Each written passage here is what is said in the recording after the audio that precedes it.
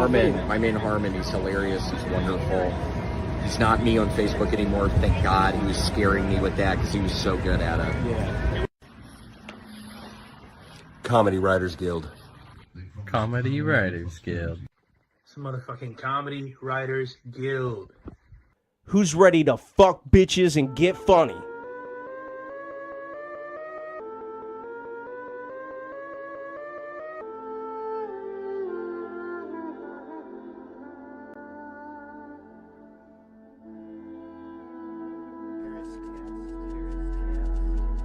Signal if you can hear my voice. Here is test. Signal if you can hear my voice. As we cross the river into the evergreen to the land of Tula. Here is test. Signal if you can hear my voice.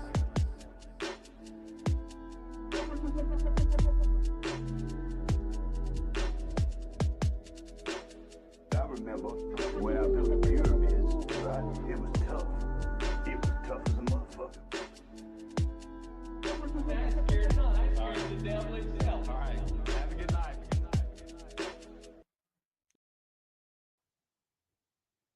Yo, what's going on, guys? It's your boy Harmon coming to you live from the Comedy Writers Guild. Another amazing week, another amazing episode that we have lined up for you guys. And this is the first time in Comedy Writers Guild history that we are actually doing 2 episodes in 1 week. But you guys will see why in a moment. We got a very special guest on with us tonight, and I could not pass up the opportunity. But again, my name is Harmon. For those of you that are new here, and as always, we have our amazing co-host, Travis Wayne. That guy right there. All right. So for those of you that are new, let's get into how it works. So how it works is we will start off with a joke setup or a concept, and it is your job to deliver the funniest punchline in the comments. You'll have 15 minutes to submit your answers. Meanwhile, we will try our best to keep you entertained with our spontaneous and hilarious banter on topics of conversation that just happen to naturally arise. So Travis is going to keep an eye on that for the 15 minutes, and let's drop the first joke concept of the night. So, first joke concept of the night. Worst thing to find in your kid's Halloween candy. Some people say razor blades. Some people say drugs. What do you guys think? What's the worst thing that you can find in your kid's Halloween candy? So Travis is going to be keeping an eye on it. You guys have 15 minutes starting now. And while you guys are doing that, get those fingertips ready, get those creative juices flowing.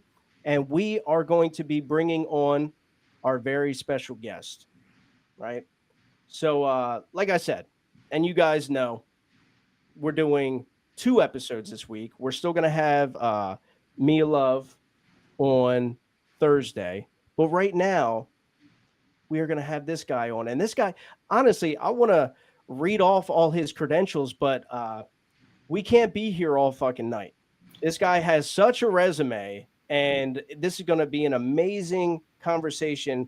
It's not just like our typical open micers that we have on here. No, this guy is a career comic and makes a living doing this shit. So guys, give it up for Steven Lolli. Thank you. Thank you, Travis. Thank you, Harmon. Yes, sir. Thank you for coming on. My pleasure. And like I was telling everybody, you have such the resume that I don't know where to start. So if you could just like kind of run us through what your career has been like and when you started. Yeah, I started in December of 1995. Oh my God, should I have not? I should have made up some lie about that. That's too long. Well, if it makes you feel any better, I was 6 years old when you started. Oh my God. Yeah, I started when I was 19, and I'm from Chicago, but I was in Florida for college, and I was in Orlando, Florida, and that's where I started. I started at open mics. Actually, I did start The first set I ever did that was in Florida, and I was working through trying to think of what it was. I'd probably been a stand-up. I'd probably been tinkering with it for like a year, and I would go and do it. And the first set I had went really well. And then every set after that for a year was horrible. Oh. So I don't know specifically what was happening there, but it gave me if it hadn't gone well that first set, I don't know if I would have continued doing it. Was it a different set that you tried after that first set?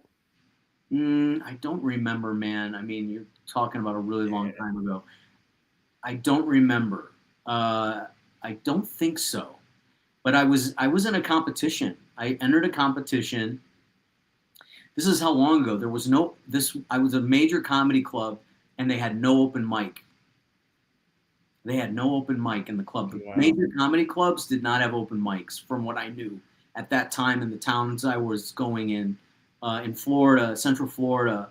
But they had it once every year or so. They'd have a comedy contest, and you could sign up. And the comedy club's criteria was they want all your friends to come. You know what I mean? They gave us 2-for-1 tickets, so we didn't have to bring people, but the idea was all your friends and family are going to want to witness you trying to climb Mount Everest here and how that's going to go for you. So and they want to sell drinks. Well, the comedy club is like on a Sunday or a Tuesday or a Monday or whatever the fuck day it was. They can't get people in there on that day, so they're like, well, once a year we'll do this contest locally. And I won. And the way that you won your round was by the audience cheering. So I had the most people there. Oh, yeah. So I won the first round. I also didn't do bad. The first set I had went really well, as I said. But then after that, it got progressively worse.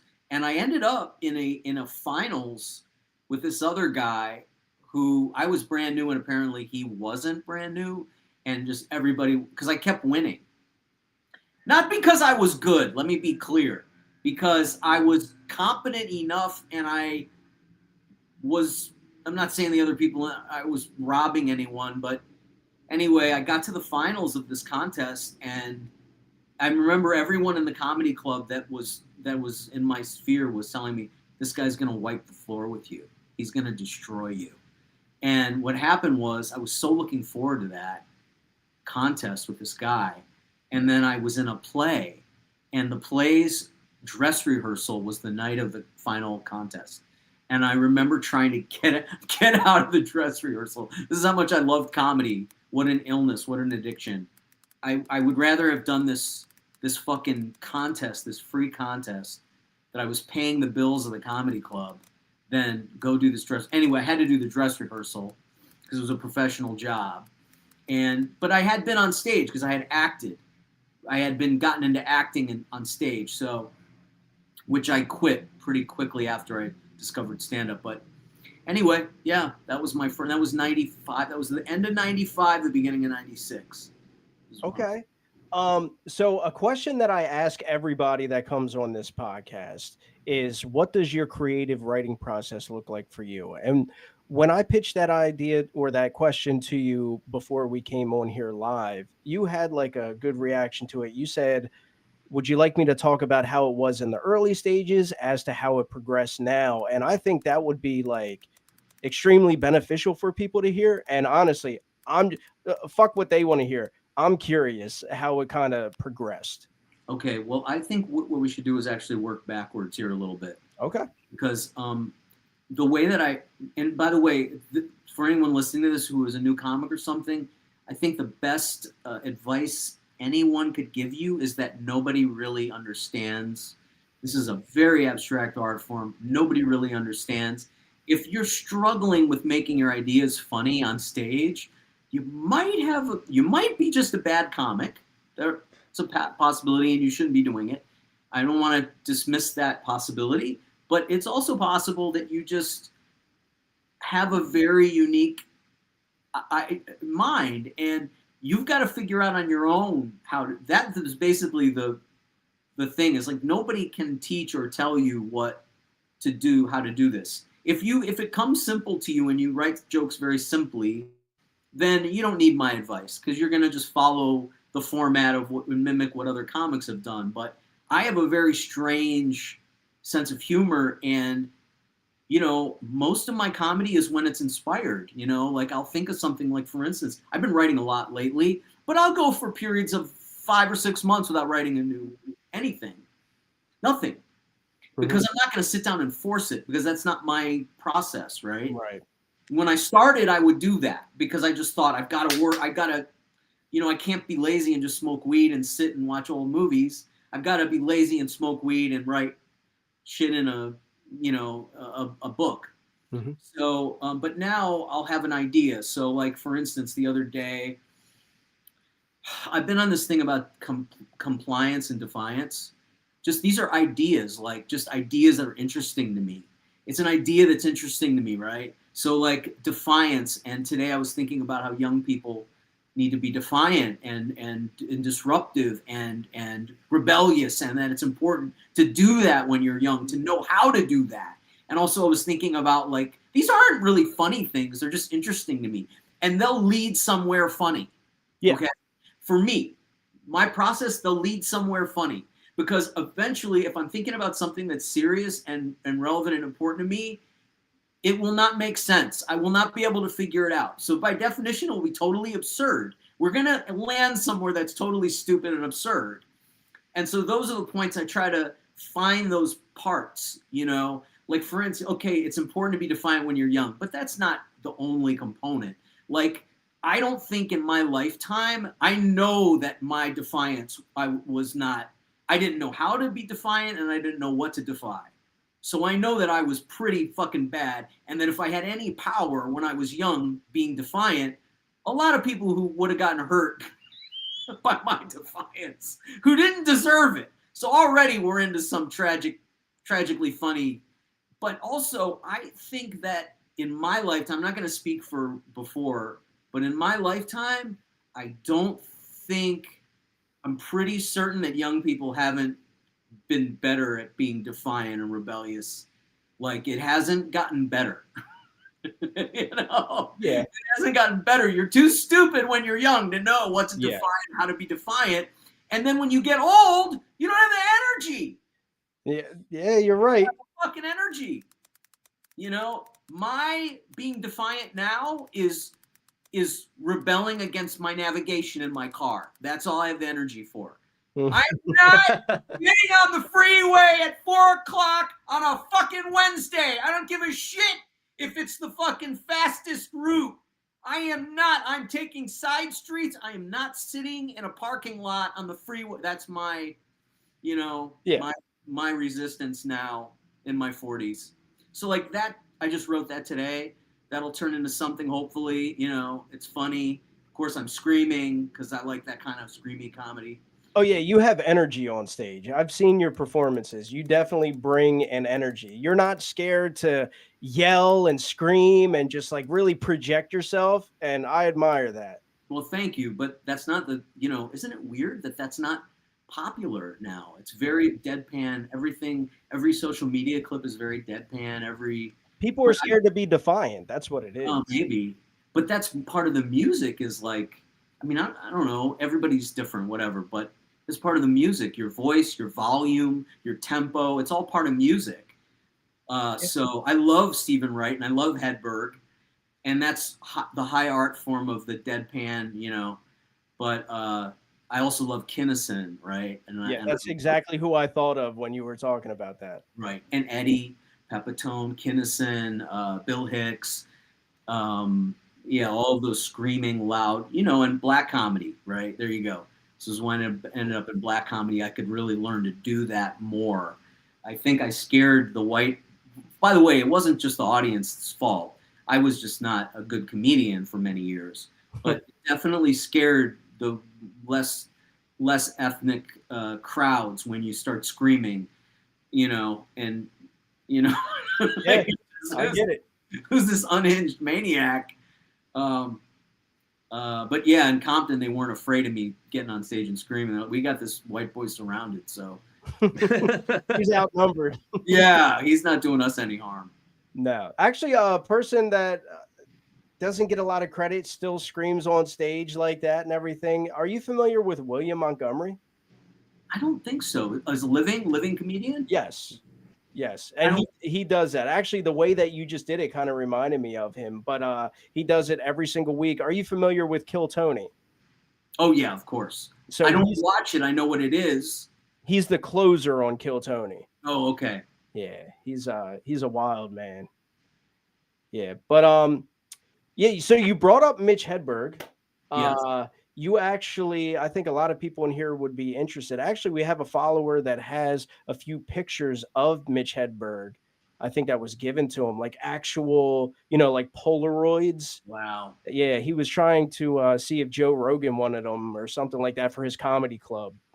But they're like, I think one of them's like him eating a bowl of cereal. So it's like these really candid shots. So we have like huge fans of Hedberg in here. And you got to work with him at one point. I got to open up for him. Actually, it was a company called Creative.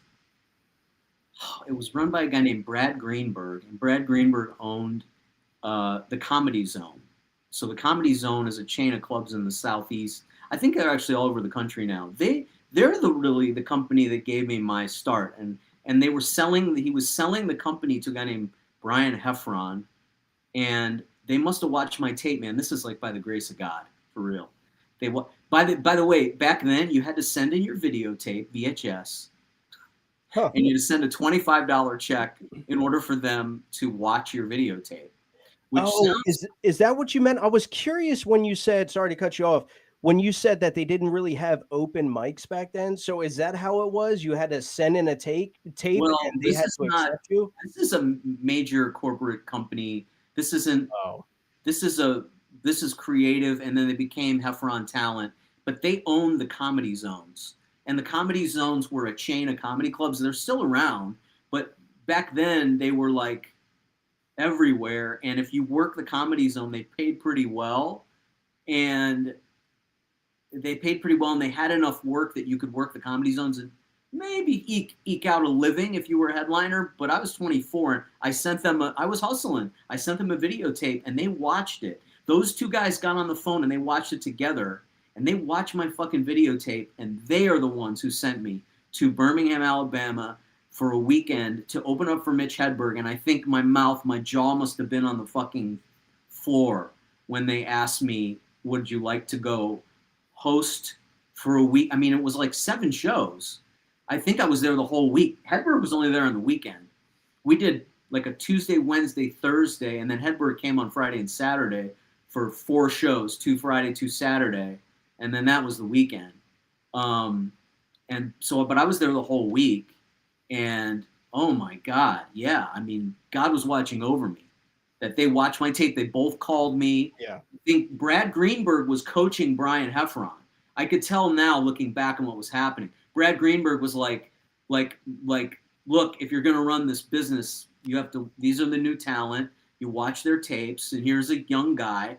And they probably watched my tape. I'm just speculating because I've been in this business so long now. They probably watched my tape. And Greenberg said to Heffron, look, this kid, I was probably 24, but I looked like I was 16. They were like, look at this kid.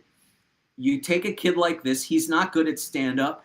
Put him in the pipeline. Get him some work. Who knows what'll happen. So God was watching over me, dude. Like, that was a break. Oh, yeah. And they sent me, and I was with Hedberg for a weekend, and Hedberg was like, sitting in the fucking green room with Hedberg, and he was like, yeah, man, I told him I'd gone to film school, and he was like, oh, yeah, film's interesting to me, man. That's cool. I didn't know that he'd made a film. He directed and wrote and starred in a movie, which I found out later. I didn't know that now. Anyone who's a Hedberg fan, if you can find it, I had a copy on VHS. God, I don't know what happened to it in my moves. I must have lost it. It's called Los Enchiladas. It stars Mitch Hedberg. And the co-stars, get ready for this, are Mark Maron and Dave Attell.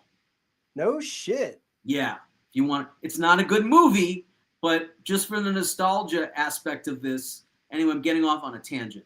But he loved film, and he was like LA. And I remember the feature act, Kenny Smith. He did not like LA, and he was talking a lot of shit about LA. I'd never been to LA, so I didn't just kind of fly on the wall. And Hedberg's like, I like LA, man. You know, LA's cool, man. I like sushi. A time when you had to be in LA, I guess, to get sushi, or that was not common in the rest of the country. And yeah, and he was real cool. And I got high with Mitch Hedberg. And by the way, I had only 2 good shows all week. I bombed out hard. You know, you're the host. It means a lot to you when you're a new comic, but nobody else gives a shit how your 10 minutes goes. But the first show I had, I killed. It was a Tuesday. And then I bombed the rest of the weekend, except for one show. And it was a show where I split an MDMA pill with Mitch Hedberg. Damn. We took it together. And hold on, I got to plug in my computer. It's going to fucking die here. But we took an MDMA pill together. And all right, hold on, guys. I got to do a little finagling here. Sorry. Yeah, man. All good, man. No worries. Oh shit, he cut the power to his ass. Sorry, guys. Sorry, the battery's telling me it's low, and that's because I'm. All right. Hold on. Sorry. It's Halloween, guys. Come on. I was told that he was pretty good at black comedy. Yeah. Oh God. They know it was so literal. Yeah. What did I just do? Oh man. Well, guys, this would be a perfect time to go and grab an ice cold Topo Chico. Topo Chico, everybody, my drink of choice. They come in many different flavors. Right now, I'm going to enjoy me a lime with mint extract. And I'm not going to enjoy a damn thing because all I got are these LaCroix. Who cares? You know what? Right. I used to drink LaCroix as well. And I used to drink these Waterloos. Trash. Who needs them when you have Topo Chico, the official drink of Comedy Writers Guild? Beautiful. Steven, back to you. Yeah. I don't remember. Anyway, yeah, it was a cool week. I split a pill with Mitch Hedberg, and I had a great show, a great set that night.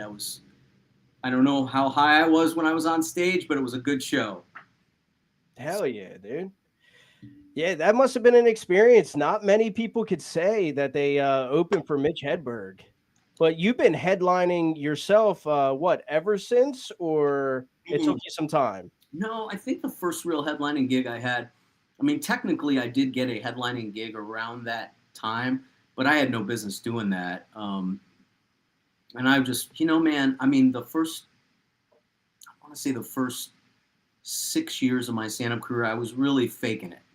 I was just trying to do whatever would work, and which is what you do, right? You're just trying to make it work with what you know how to do. And I think that the first show I ever headlined was I was in it for a while before I really headlined a show. I think it was 2009. So I was in it for a good 13 or 14 years before I officially headlined a show. I was billed as a co-headliner at times. That was a thing where they take 2 comics who weren't really names and just bill them as co-headliner, but I couldn't close a show. Like I couldn't be the act. I wasn't confident that I could close a show until about 2007 or 8. And then I was pushing, right? In 2007 or 8, I was pushing. And by 2009, then comedy clubs would start having me and letting me close the show. So that's kind of where it went. But yeah. Well, you've done movies. You've also, I read, written for Cat Williams.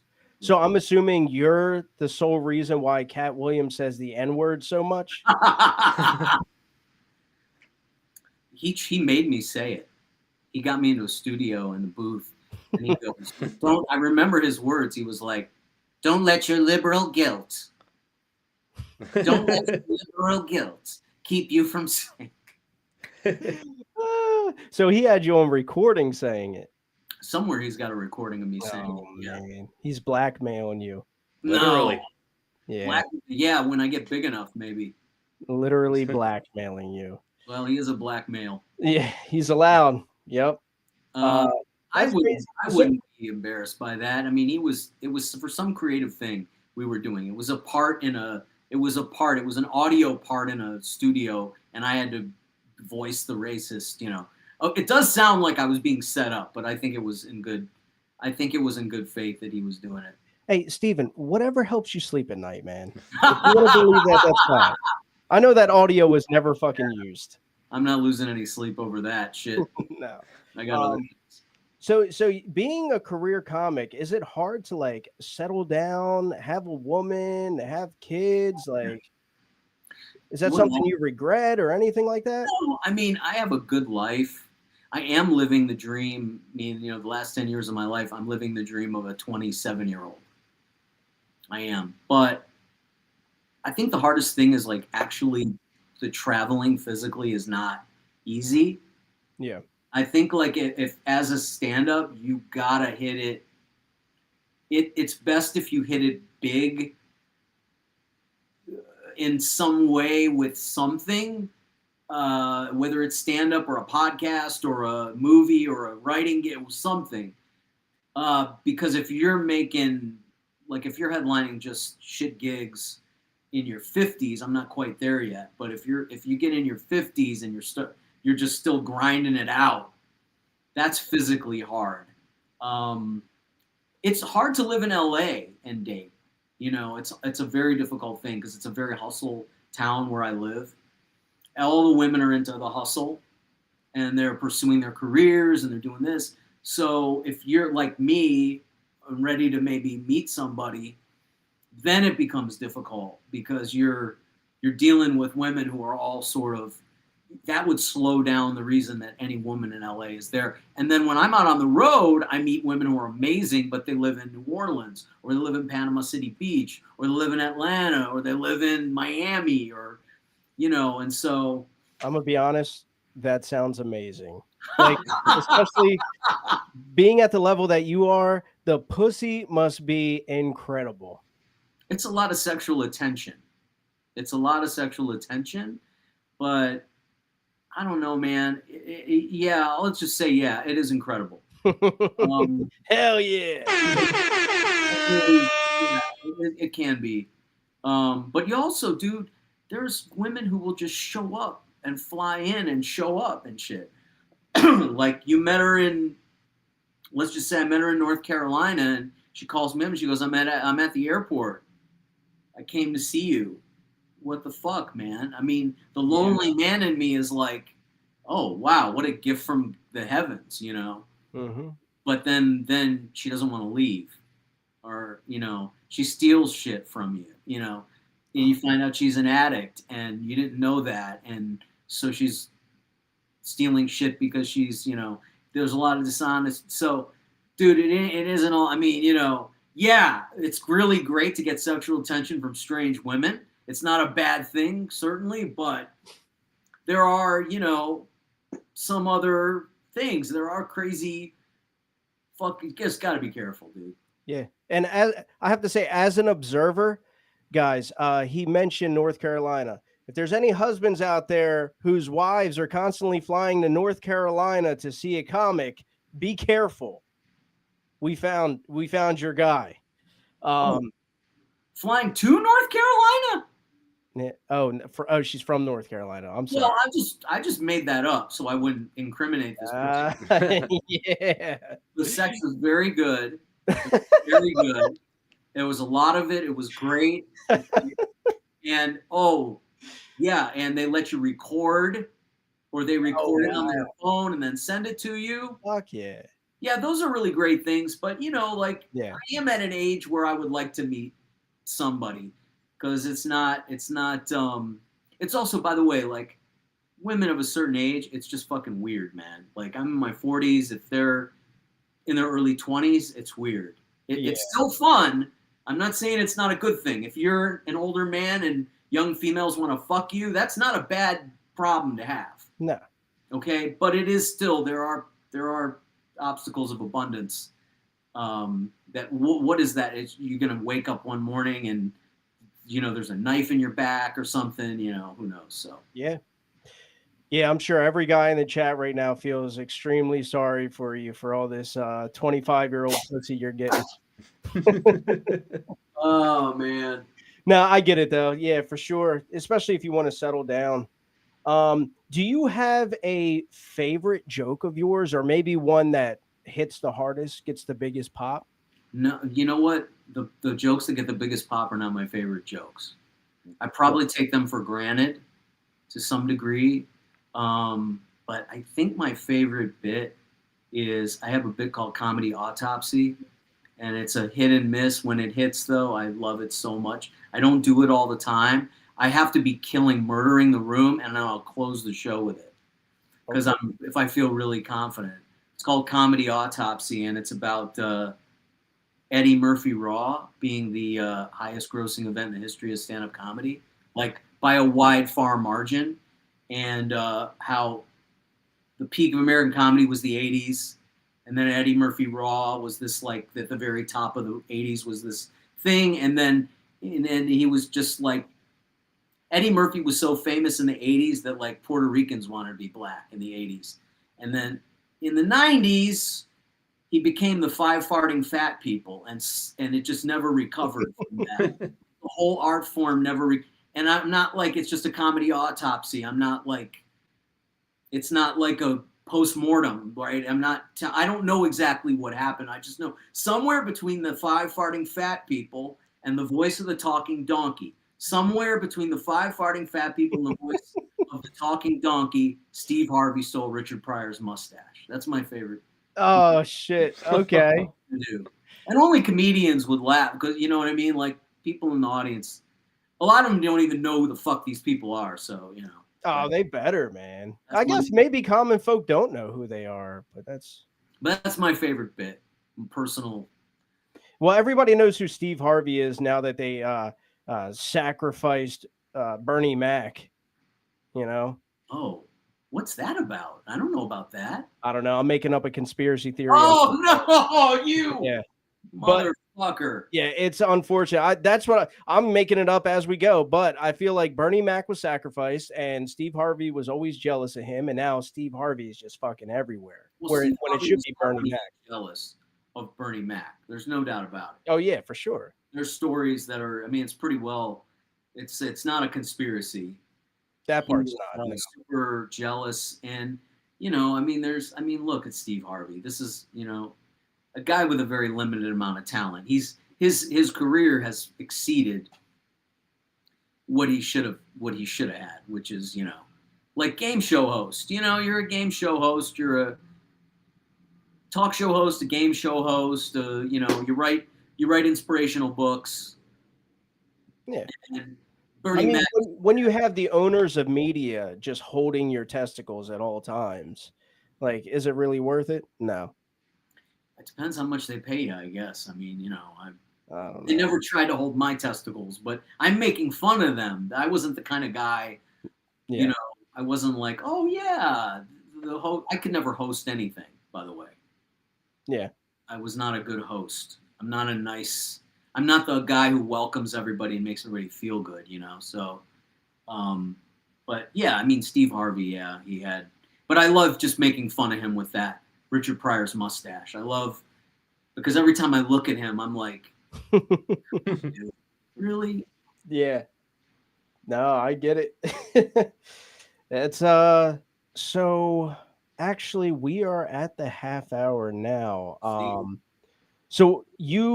glad that we caught you now, and this is why we have you on today. Typically we run on Thursdays, but you are about to start your comedy tour. Yes.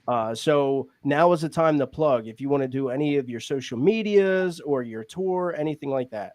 Yes, sir. I will be. So if you want to find out where specifically I'm going to be, you can either go to StevenLolli.com, LOLLI, Steven with a V, StevenLolli.com, or you can go to any of my socials, Facebook, Instagram, and I'm sure you guys will have something up about that for people who want to find out. But I'm going to be starting in Sioux City, Iowa, November 4th.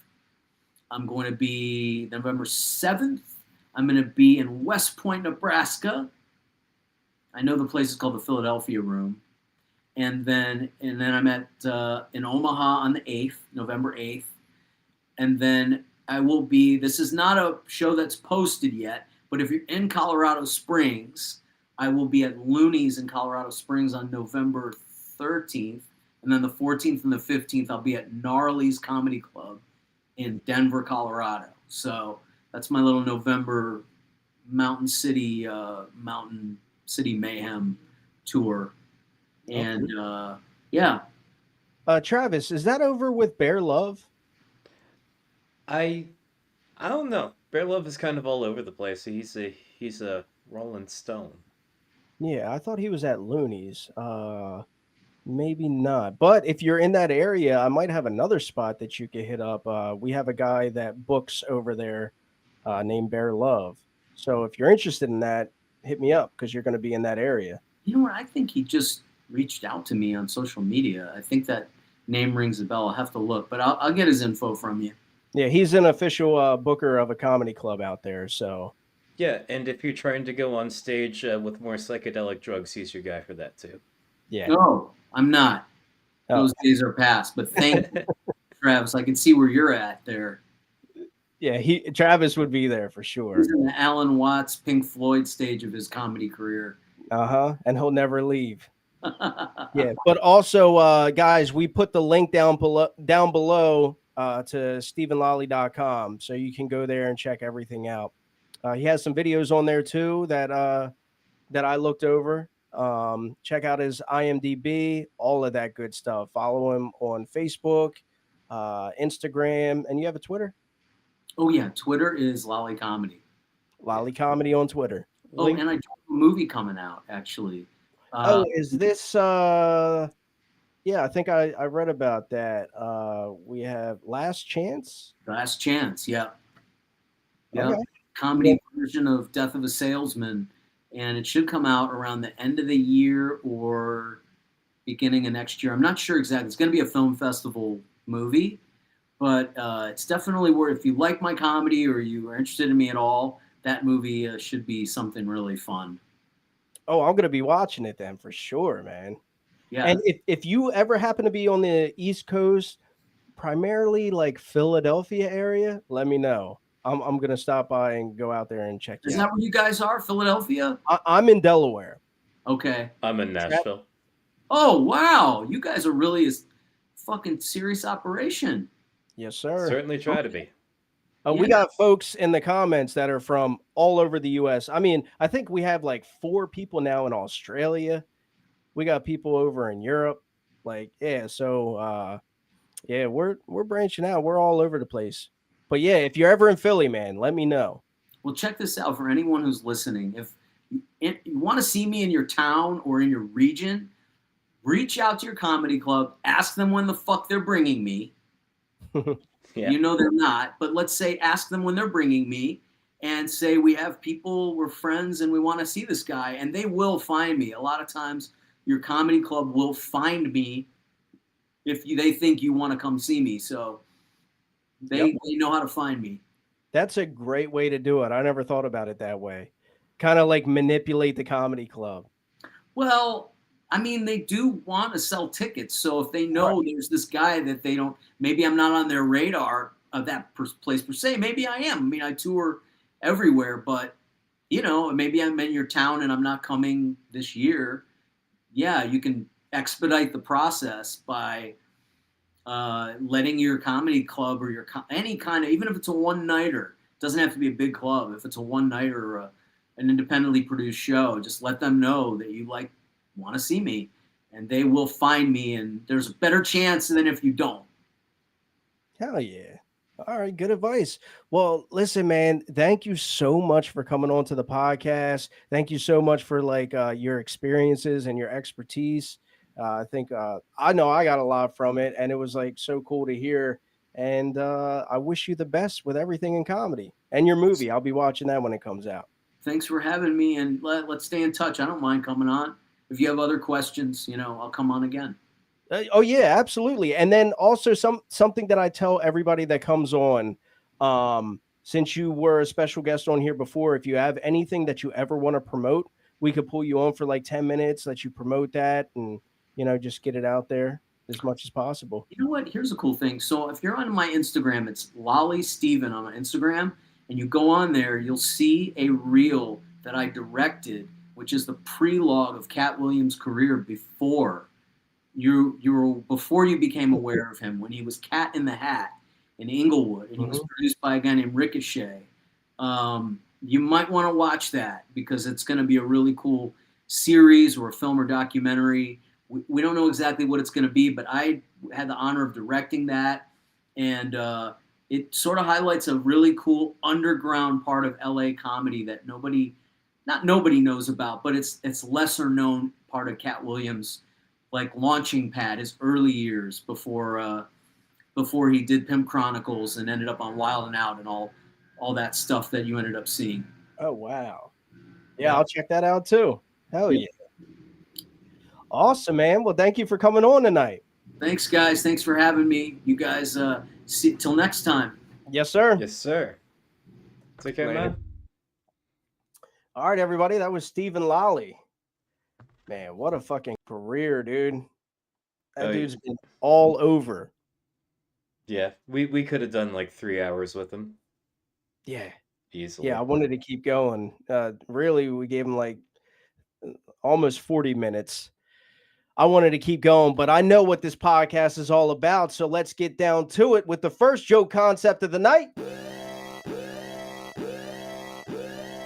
Worst thing to find in your kid's Halloween candy. Oh, I'm scrolling for it. Here it is. All right, as always, reading off the jokes that got 3 or more reactions. First up, we have Zachary Melton, and Zach said, excuse me, a 12-inch gummy worm and edible underwear. What if it's delicious? Yeah. All right, next we have Mr. Dan Zilladrums. Dan said, the Epstein Files. Did somebody say that yet? Yeah. I don't know. They could be anywhere. I don't know. That would be the best thing to find. Can you imagine having a hold of that list? You'd be everybody's hero. Yeah. And I think during the interview that we just had, I think we discovered like the comedian version of Epstein Island. It's just you in a room with a video camera and Cat Williams, and Cat's going, just don't let your liberal guilt get in the way. Say the word. Just say the word. Dude, that's so funny because when he was talking about that, I wanted to say he Epsteined you, bro. Yeah. Yeah, he is bribing and blackmailing the shit out of you with that. Yeah, the black community's turning it around on the Jews. Oh, yeah. All right. So next up we have Andy Dellinger, and Andy said, an Ed Gain lampshade. And I have to read this off too. To which AK Alex Krieg replied, a free lamp? No skin off my back. Oh. That was good. Damn. All right. And this didn't really get enough reactions to qualify, but I'm going to say it anyway because I think it's fire. Dan Zilladrum said, the East Wing of the White House.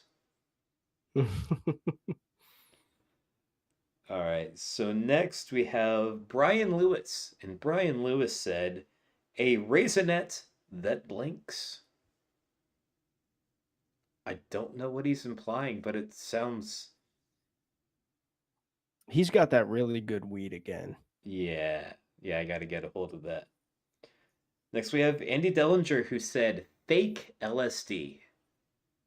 You want your kids to have the real shit. True. Yeah. Next we have Dan Zilladrums, and Dan said, Snickers with king-sized veins.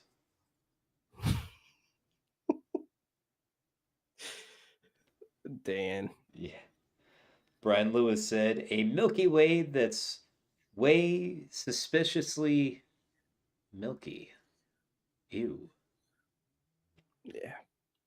And next we have Jamie Lynn. And Jamie Lynn said, turds covered in chocolate and wrapped in Hershey Kisses wrappers. That's oddly specific. Yeah, we know what she's giving out this year for Halloween. Kids, don't go to her house. Mm-mm.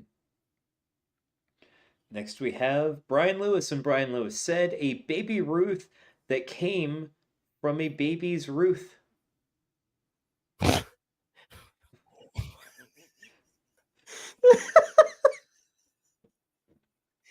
Brian. Oh, dude. Elvis must definitely, like, desperately must be wanting to get on this podcast tonight. What the fuck is he talking about? I'd love to know. A raisinette that blinks and a baby Ruth that came from a baby's Ruth.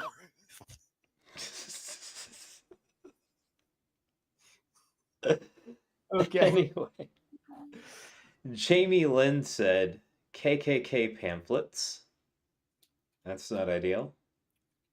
Oh, here we go again. Here comes Brian Lewis. And Brian Lewis said, a tooth rusty from your neighbor's dentist. Again.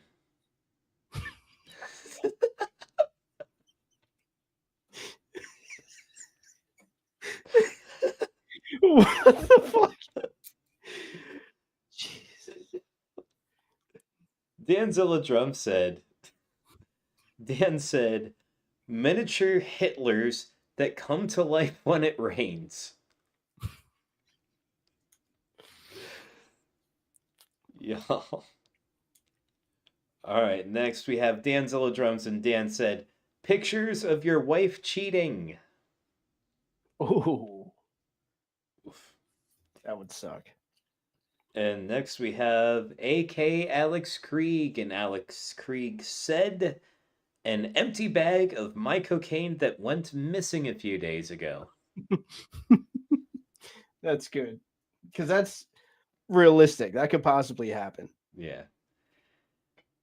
Possibly the first sane thing to come out of Brian Lewis's mouth all night. Brian Lewis said, an IOU.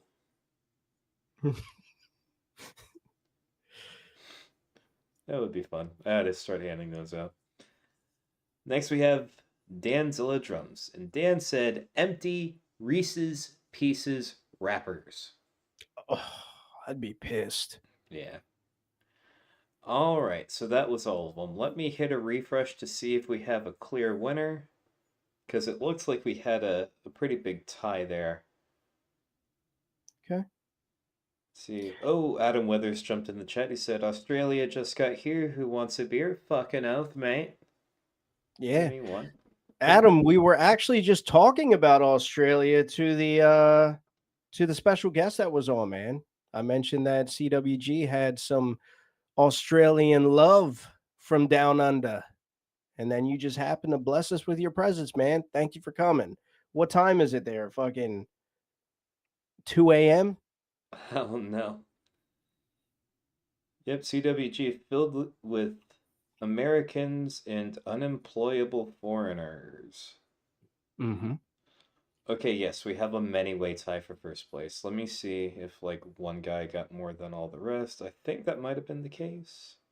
And if you're an unemployable foreigner, just rest assured that you can definitely afford a nice cold Topo Chico, the official drink of Comedy Writers Guild. Fucking cures what ails you. Oh, yes. Okay, so we do have...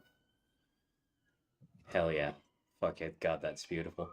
We do have a three-way tie for first place, and it's all the same person. The first joke was, the Epstein Files, did someone say that yet?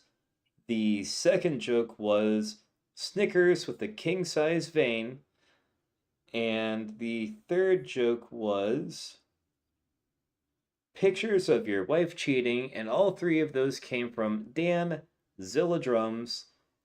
Stand by, Dan Zilla Drums. You're about to get a link. Yeah. Tough runner up though, Brian Lewis.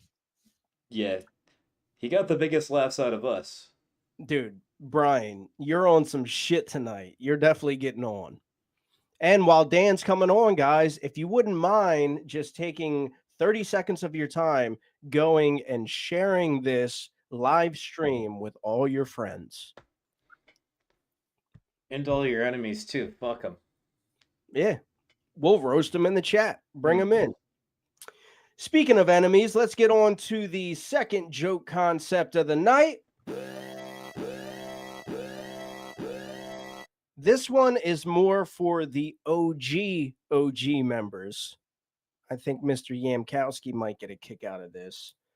But we are doing something different tonight since we are doing 2 episodes.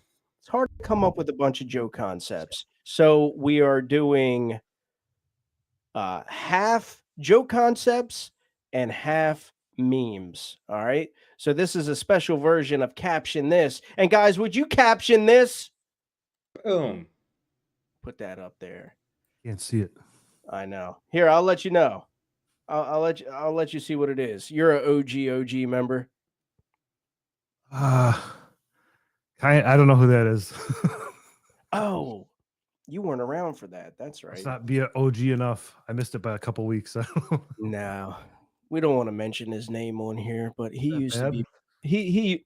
No, I just don't want to give him any clout or anything. But he used to be a member of CWG. Oh, I think I might know. Is it? I won't say a name, but it's something to do with a food item. Yeah. Okay. Yes. He's an innovator. All right. Okay. Oh, yeah, the creator of the brat. What is it? The Corn brat.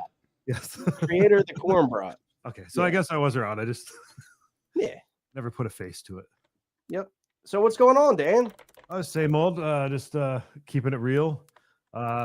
Living the dream. Eye of the tiger. All that shit. How about you? Nothing. I'm just over here thinking about a Snickers bar with king size veins. Oh yeah. That way you know you're not getting ripped off. Yeah. Wasn't it David Lucas that said that Tony Hinchcliffe liked to eat a Snickers bar upside down so he could feel the veins on his tongue? Dude, one of my favorite he did, yeah. Dude, one of my favorite jokes he told of all time, and I don't know if he made that up or if he like reappropriated it or what, but there's one where he says like Tony Hinchcliffe can tell the different flavors of popsicles just by sitting on them. Yeah. I think both of the ones that we just said though were kind of recycled. It worked so well. It did work. Yeah. He also said he likes to eat like those Vienna sausages with his booty. It's a little tiny. Yeah. Yeah. You didn't make it on last week, man. It broke your record up.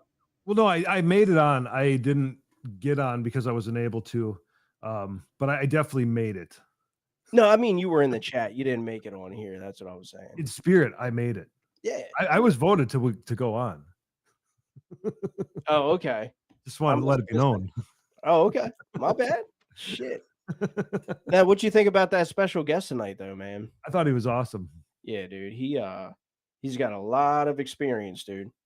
Yeah. No, I was pretty interested. He was talking about like all the different writing stuff. Like I don't know, I thought that was pretty interesting, like the Cat Williams stuff too, the story he was telling.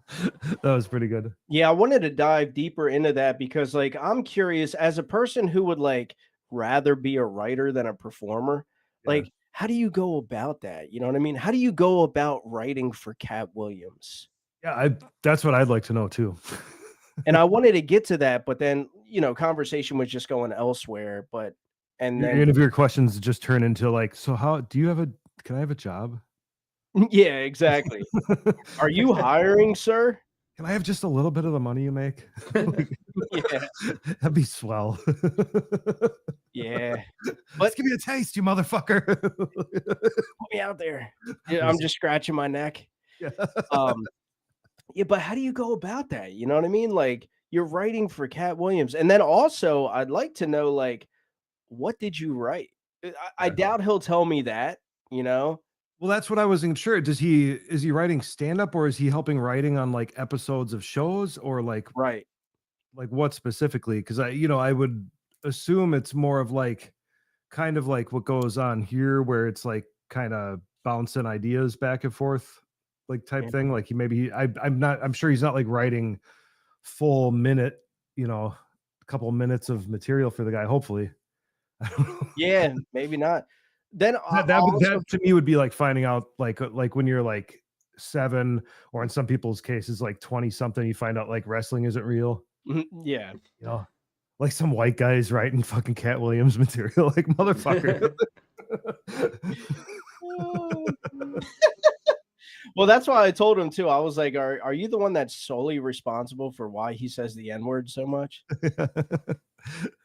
But yeah, how does that work? Like, you ever see that episode that they dropped? It's kind of like a behind the scenes for South Park, and they showed how they created the episode. That's a madhouse. They do it in like a day or something, right? Yeah, they do it all in like a day. But also there was a point where they were all sitting there, and I think like Bill Hader was in there because he's like a writer for South Park, and they're all sitting there with their arms crossed. They're in this writing room. They have like this whiteboard and everything, and the cameras are rolling. And then Trey was like, "Hey, camera crew, do you mind just like stepping out for a minute, please?" They didn't want the cameras on them, probably because they were going to drop the N-word like 50 times, and they didn't want them to hear that. But once they got their juices flowing, they were like, "All right, you guys could come back in." And they were probably like, "Don't say the N-word, they're coming in now." But it's just so like intriguing to me seeing how all that works behind the scenes. Yeah. No, it's really, especially that place is like unreal. The speed they work on stuff, because they won't just, some show, it's still difficult on another show, I'm sure, but these guys like they do it like the day of a lot of it, and that's like the animating and like the scripting and everything, because they want to be like so current. I don't know if it's always been like that, or if that's just like a newer kind of. No, they talked about that. It wasn't always like that. Well, before they used to do literal like cutouts. They used to take like fucking what do you call that? Construction paper, and just cut out each individual thing and like move them across and take snapshots of it. That's why Cartman moving would just look like so not animated. It would just look like harsh. What's the word I'm looking for?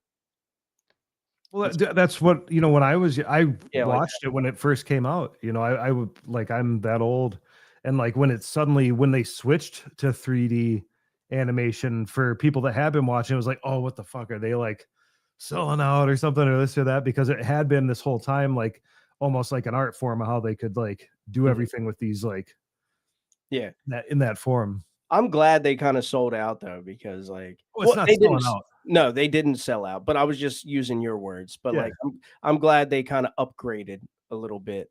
Yeah. South Park is like one of the most amazing creations ever.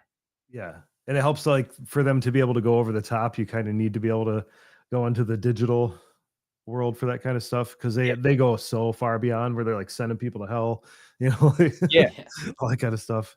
Or Trump laying in bed with the devil. Dude, when the movie first came out, like that was like a life-changing experience. Dude, do you remember that sex scene? Which one? With a Team America? Oh, Team America. Yeah.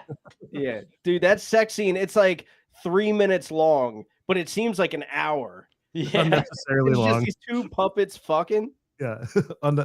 Dude, and that's another movie that is just perfect. Like they just did such a great job with it. I love that. Yeah, those guys are geniuses, man. I'd love shit. That's a dream to have them on this podcast. It'll never happen, but they're billionaires now. You just gotta kidnap them, allegedly, as a joke. I'll allegedly think about it. Oh yeah, allegedly. When you said sexy, and I thought you were referring to that one episode when Cartman ate like all the skin off of that chicken, and then he thought he was dead, and his mom was just getting railed in the next room, going, "Oh," and then he was like, "Oh no, she's crying." Oh shit. Oh man. Yeah, you got any fun jokes? Oh, good question.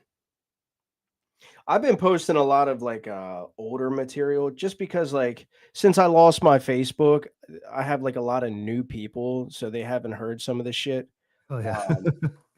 So like Well, all my like impression jokes and everything, I just been reposting those. So I don't I was think just I'm say doing most of that stuff, if you don't say it's in the vein of William Montgomery, it's still funny. Like you just fucking do it as a joke. yeah, that's what I've been noticing. So that's cool. I did write one kind of a bit regarding the toe that I just broke. People at work asked me, "Oh no, what happened? How'd you do it?" So I was like, "All right, I caught some dude stealing and decided I was gonna do something about that shit." So I walked up behind him and I gave him a swift kick in the ass. Turns out he was wearing a butt plug. So I was telling that bullshit story to someone, and turns out while I was telling the story, I was in the midst of someone who was actually stealing. And then I got done telling the story. This dude walks over to a corner of the store where there's like nothing going on, drops all of the shit he was about to walk out with, and then runs out the door. No shit. Yeah. Yeah, he was just going to grab his butt plug and come back. I would add to that, it would sweeten it more if you said a metallic butt plug. It would add to the implication of why you're in so much pain. Yeah. Yeah. I'll tweak it. Tweak that butt plug. Yeah. I have nothing good. I wrote like 2 stupid things. One of them's probably not time appropriate. So yeah, you definitely have to say it now. Well, this one isn't that one. This one's kind of fine, and this is just dumb. It says, if you would have told me a year ago that somebody would be ripping all the copper piping out of the White House, I definitely would have thought it had something to do with Hunter Biden. Oh, shit. While hanging fruit. And then this is, I don't know, this might not be nice. I don't know how this is going to go. Like for them, but this says, I can't imagine how hard it is to light a spliff right now in Jamaica. Okay. I hope it goes well, so that joke is not. I have like a concept, like it's not really drawn out to a joke yet, but the idea of conservatives start dressing like the enemy and start getting jobs at like Starbucks and shit. That way, no one can no longer tell like who is who, and the whole plan just falls apart. Imagine like some dude, some fucking dude with like some emo hair or whatever, just at a Starbucks, and you're talking to him, but he's a Trumpy, and you're like, wait, what the fuck's going on right now? Like underneath his he's wearing like Jinkos, but underneath there's like some embroidered socks that you can't see. Yeah, exactly. Where you just go like real deep in the woods and some dude is just chainsawing down a tree and you're like, "Excuse me, sir," and he was like, it's Zer." That's you should say that as you start a chainsaw. Yeah. Oh man, that would be a great movie. It's Zer. He does a Z like Zorro with the chainsaw. Yes. This October. Is anybody saying funny stuff or voting or doing anything? Yeah, guys, don't forget to vote. Also, if you're watching on YouTube right now, come hang out with us over on Facebook at Comedy Writers Guild Live Podcast, or follow me, Harmon Comedy, or follow Travis Strom. Where's Freezy at? Haven't seen him in a while. Somebody needs to do a welfare check. Yeah, I was thinking about that, dude. I was about to call the Boston Police Department and do a welfare check. But for real, say what's up. Yeah, I don't know. Oh, I had this one joke about. Oh, what's that one thing that happens like when like a group of women are together and they like for like a long period of time and their cycle syncs up? Oh no, when they won't shut the fuck up. So that's the joke. Like people are gonna be like, "Oh, when they sync up," and you're like, "No, they won't shut the fuck up." You led me on. I don't like that. That's a lead-on joke. I don't like playing games like that. And then right here, I just wrote John Cena. So I don't know where I was going with that, but turns out he does have cancer, so maybe that's where I was going with it. And I think it was along the terms of like, how did the doctors even see it? If I remember correctly. And then I wrote down the fact that did you guys know? Maybe I brought this up last week. That Charlie Sheen is actually dating a dude right now. Yeah, I heard that. I wasn't. Yeah, Yeah, that strikes me as. it's a little different, right? Like you weren't expecting it. No, I was. Yeah, I thought he was into coke, not meth. yeah, exactly. I think I Oh, was. I thought you were leading me into I thought you were leading me into something. You were tricking me into saying something, so I wasn't going to say anything. No. Hanging. No, this is just me talking. But No, yeah. Back in the day, him and he had some issues with the Feldmans and the Hames, I believe. Like, so that's not old news. oh, I didn't. I had Not no been a idea. very nice guy, but somehow people love him. I don't know. Allegedly. Who, Charlie Sheen? Nobody likes him. I don't know. You know, I don't know. That's what I hear. What do I know? Yeah, I don't know. I mean, Probably. It's not because like I've met his dad, Joe Estevez, before. He actually so my dad was working on a film project back when I was a little kid, and one of the stars of the film was Charlie Sheen's dad, Joe Estevez, and big cast party at the house. He was super nice. Like he read bedtime stories to me and my sister, and it was cool. Huh? Yeah, That's crazy. no cocaine that I was aware of. Did he change his name? I thought Martin Sheaton was his dad. Yeah, that they did change his name. Yeah. Why did maybe- only a few of them do it? And like Emilio held it down. Or Yeah, wait, he's hang, the only hang one that on. kept- Joe kept him Estevez might be his brother? Like, wait a minute, that was Michael fucking No. Jackson. No, it's his dad. No, it's his dad. Yeah. I just watched a documentary, so I'm the expert. Okay. Estevez's. Yeah. You're like, there was no cocaine involved. Can you imagine how wild it must be, like coked out of your mind and just reading a bedtime story to somebody else's kids? Yeah, fucking stranger. It's fucking noon. Like, It's not even bedtime. It's not even nap time. you're like in the bathroom at a truck stop. That's crazy. But all right, that's the 15 minutes, man. Get the fuck out of here. You should hang up on me though. Okay. I have to walk around to turn it off, and I don't want people seeing everything.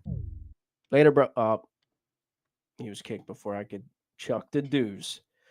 Well, everybody knows and loves that man, Danzilla Drums. If you haven't already, go check him out on TikTok. He's always killing it with the sticks. And yeah, he's got a lot of followers, man, like pretty quick. As he should. Yeah. So, second joke concept of the night isn't really a concept. We're doing a caption this episode, half and half, 50-50, split it up, keep it interesting. That fucking guy. What do you guys have to say about him? Let's see. First up, we have Kyle Yankowski, and he said, "The guy about to give you a prostate exam." And next we have AK Alex Krieg, and AK said, "Festival got fingered by Freddy." Seems to be. And next we have Zachary Melton, and Zach Melton said, "I feel like this guy puts his penis in peanut butter a lot." It's his culinary invention process. I go to culinary art school, dude. Yeah, he like puts his dick in peanut butter a lot, but has never owned an animal like a dog or anything.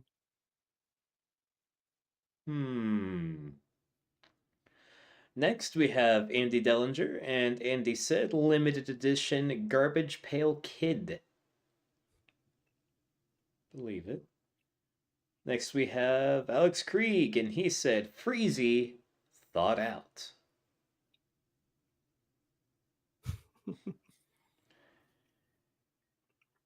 And next, that was actually it. Oh, wow. All right, but in that we do have kind of a blowout victory. So the winner for this captioned this with 6 reactions. The joke was the guy about to give you a prostate exam, and that was Kyle Yamkowski. Stand by for your link. Mr. Yams. I'm glad he made it on, man, because we kind of took over his podcast night. Yeah. I reached out to him because like I was feeling bad about, stepping on his toes a little bit. But he said, "Man, I'm mainly just upset that I can't be there to participate," which is very sweet. And it turns out he's here anyway. Yeah, they ended up pushing their podcast to tomorrow. Oh. I don't see Jordan in the chat, so fuck half that podcast. Yeah, that was just going to be lower standards. Yeah, or higher consciousness. Or higher, lower. High, low. You hit them high, I hit them low. Where did you come from, Cotton Eye Joe? All right. So let's get into it with what this podcast is all about. This next one is also going to be a caption this. And guys, would you caption this? Boom. Check it What's out. up? What's up, brother? Just the way the image popped up on the screen, it looks like your head is attached to a pair of fucked up feet. Oh, I see it now. What's up, guys? What's up, dude? Thank you. And first of all, let me apologize for taking over your night. We know that this is your podcast night. I ain't even tripping, bro. Like, it was crazy. There was some issues going on with our episode drop today, and then we had to reschedule. So it's like the universe was helping me keep my word. Because, I said in the beginning, I ain't ever going to miss a fucking episode of CWG. And then the universe was like, yeah, he ain't ever going to miss an episode of CWG. Hell yeah. Fuck yeah. Hell yeah. Well, I'm glad that you didn't have to postpone just because of us. And, we started off with we were going to do it on Sunday, but it didn't work out for Steven. So then the only time that would work is Tuesday. And as you see, he's about to go on. So I'm just saying sorry. We'd never step on toes. Oh, yeah. Gee, you think I'm tripping? But that's originally why I made it Thursday nights too, because everybody knows that Monday is Kill Tony. I'm not gonna even begin to try to compete with them. Tuesdays was what was Tuesdays? Tuesdays was something. Wednesdays, William Montgomery podcast, the William Montgomery show. And then I was like, well, nothing's really going on Thursdays that I know of. So that's why I chose it. Yeah. Trying to Thursday's be a perfect day. It's also my Friday. So I'm like, I get to end the week off with freaking CWG and then stay up late and start the weekend off. Well, dude, let's be honest. Thursdays is the new Fridays to everybody. Now that Comedy Writers Guild's in town. Yeah. Yeah. And it's actually my Friday. So yeah. So no character tonight. No, just me hanging out. I love it. I love it. Have you written any jokes recently? I have not. I've just been really going hard on my handpan, dude. I've been trying to challenge myself and get better at it. Hell yeah. Sorry, I dropped something. Fuck yeah. Yeah, I saw a couple of your videos. I don't go on TikTok often, but when I do, you're like the first person that pops up. You're just beating your little drum. Yeah. I don't always have an ego, but when I do, I'm not enlightened. You just beat to your own drum. Yeah. That's how Kyle beats off everyone. Yeah. Got to beat something. He's got to do something with his hands. Yeah. So no joke writing though, huh? I've really been sloughing. My focus has been so on like shit that's going down in the universe right now. Like 3i Atlas is supposed to be doing something on Thursday. We got digital IDs over in the UK going out, and people are getting arrested for like not getting in with it. Like they're talking about it going other places, and I'm just like, you ain't never gonna put a fucking chip in my hand, bitch. Utah, dude. Utah's doing it. Yeah. I don't know if you heard that. Mm-hmm. Yeah, I stay up to date with all that stuff. When I'm not writing comedy, I'm nerding out on like what's going on in the world. Not really politically. That doesn't really tickle my fancy because it's all bullshit. But just like, other things that are going on that are actually happening to actual people that I love. But yeah, it's so sad with this digital ID stuff. How over in, where was it?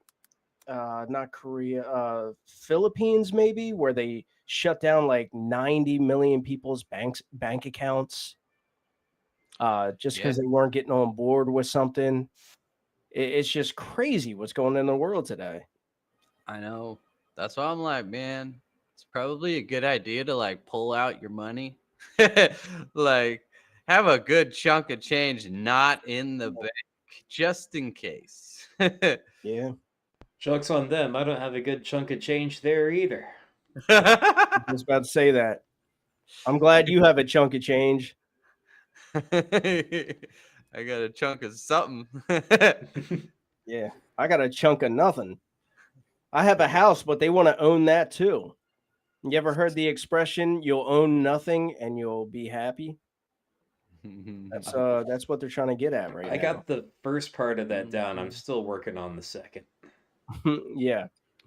Well, the crazy part about the whole alien scenario is they're basically like, there's going to be you have two sides of the spectrum. There's one side of it is there's people like, oh, they're here to save us. And then there's the other people that are like, oh no, they're fucking demons. Like, run away. And then you have people like me. It's like, I don't think they're here to really do anything other than observe what the fuck we're doing. I'm just sitting here like, yeah, the demons are here to save us. And I'm just over here like, yeah, it's a fucking comet, you fucking retards. It's all up in the air. Let's get on to that because we have 10 minutes left with you. Not really, but close to it. You truly believe that 3i Atlas is like some sort of craft? Yeah. What makes you think that? The pattern, its trajectory. They were saying some of the streaks were coming from the front of it, not the back. And I've been dibbling around in channeled messages and other people and stuff like that. Stuff you don't believe in. Interesting thing about 3i Atlas. Right before it went behind the sun to where we can't really see it anymore, there was a big, like, huge, massive fucking jet of water that just exploded out of the front of it. In a way that would be, very reverse thruster-ish, which, if it was coming to Earth, it would need to launch some reverse thrusters to kind of slow down and use the sun's gravity to slingshot towards us instead of just launch back out into space. I'll say this. If we see signs of a reverse thruster while it's not near the sun, I'll believe it. But a lot of things happen to comets when they get near suns. It's actually not near the sun. It's farther away from the sun than we are. I mean, it's as close to the sun as it's going to get, but it's not particularly close to it. You were saying behind the sun, not like behind the sun from our perspective. Yeah, I got you. Yeah, no, it's not that I don't believe it, right? Like, I absolutely believe in aliens. I think you have to be fucking retarded to not believe in aliens. Like, we're proof of aliens. Oh, yeah. So, like, I do believe that. but I don't believe that this thing coming towards us necessarily is one. There's not been any substantial proof. There's been a lot of fucking like weird things going on. I'll give it that. But there's not any substantial proof. So I'm typically a skeptical person. Oh yeah. Well, it's good to have an open mind. Just, it's more fun that way. It's Yeah. fun to believe and feel it out and see how it goes, but really the whole idea behind everybody saying 2027 is the year where we make contact and they start walking amongst the people who accept them into society, where I mean, shit, who knows? Maybe you could be outside one day, look across the street, and there's a fucking green dude waving at you. Like, Yeah, but they always kind of move the goalposts with that, because first it was what, 2011 with the Mayans predicting shit. And then I think there was one in 2021. Then there was one this year, 2025, and who knows, Three Eye Atlas could be it. Now they're saying 2027.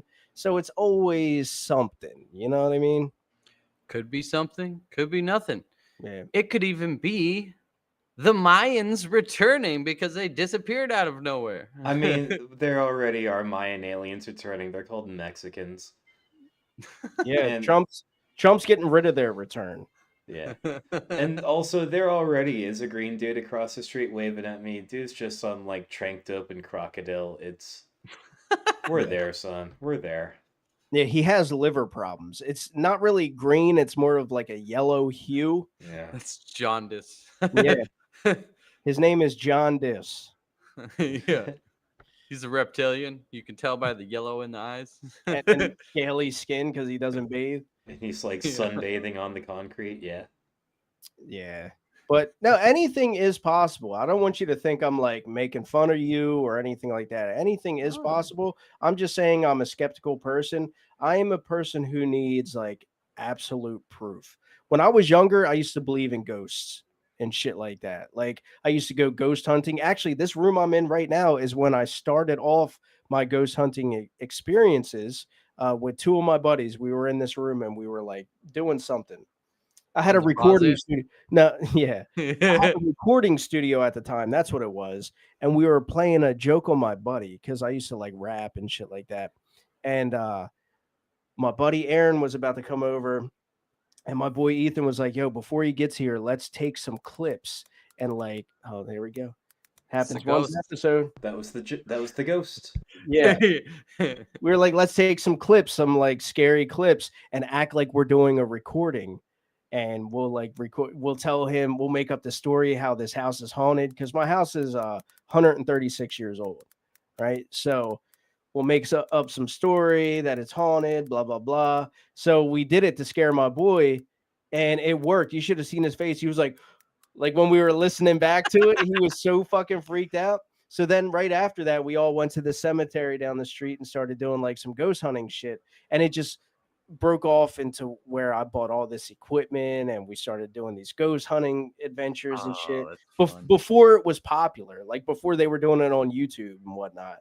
And so like I did believe in it, and there was like a couple of times that it kind of got me scared a little bit. And like people say it about my house. Like my buddy won't be in my house alone.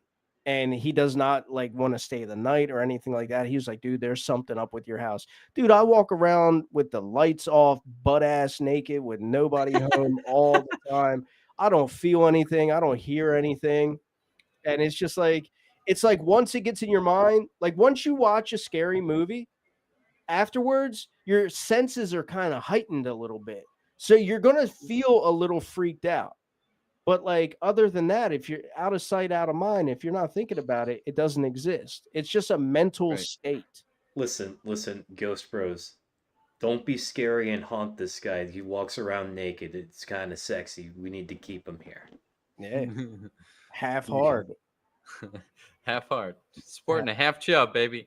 I got to keep it half at all times. You never know who you're going to run into. You can't just be getting them at 0%. You need at least 30%.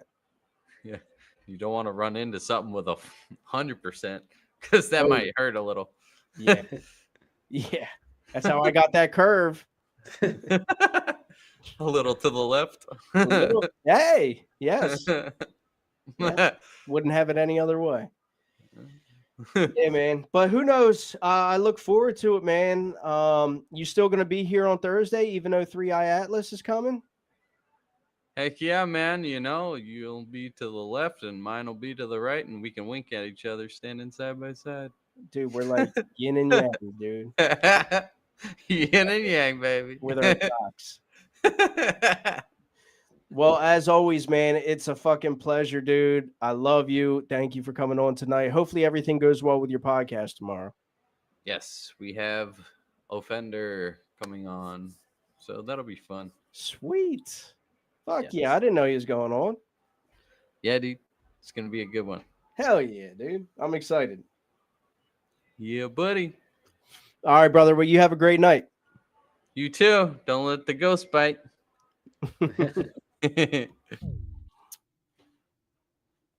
Ghosts aren't real, folks. It's all in your head. All right. That was Kyle Yamkowski. You can check him at dudes. I swear to God, I was talking to Travis about this. There is nothing on my shirt, but it's showing up like sparkly on there. Anyway, that's like my OCD kicking in. That was Travis. That was Kyle Yamkowski. You can check him out at Higher Consciousness, Lower Standards Podcast. He's going to have Offender on tomorrow. Looking forward to that. Hell yeah. And what do you guys think about this picture here? What did you have to say about that? Let's see. Oh, good. It didn't kick me off of the page like it normally does. All right. Oh, I think I forgot to put end of jokes. Oh, well. Let me do that now so I know where to leave off. End of jokes. All right, you go. You guys got a little bit of bonus time. All right. So first up, we have Danzilla Drums. And Dan said, "When the witch curls its toes, the prophecy has begun." And next, we have Danzilla Drums. "I want to see the tracks it leaves in the snow." Shit. Me too. Talk about Bigfoot. And next we have Danzilla Drums. And Dan said, "When you leave a couple turkey legs in the back of the fridge for too long." All right, and next, for a change, we have Danzilla Drums. And Dan said, "I don't know about y'all, but I want to snap into a fucking Slim Jim right now." Ew. And next, we have Matt DeWald Atkins.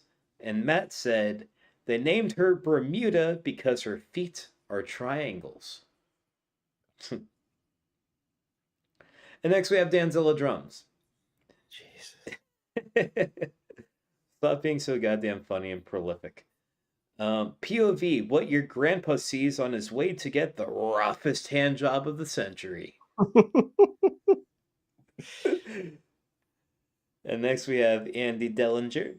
And Andy said, my anaconda don't want none unless you got bunions." Oh, I like that. Me too. And next we have Dan's. No, I'm kidding. That was actually the end of them.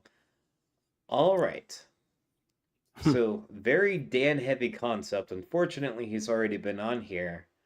So that means that the winner for this concept with a total of... Let me actually hit a refresh and confirm that before I say too much here.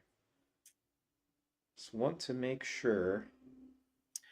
Clarence Ray Ash said Fiona Colley's OnlyFans pics leaked.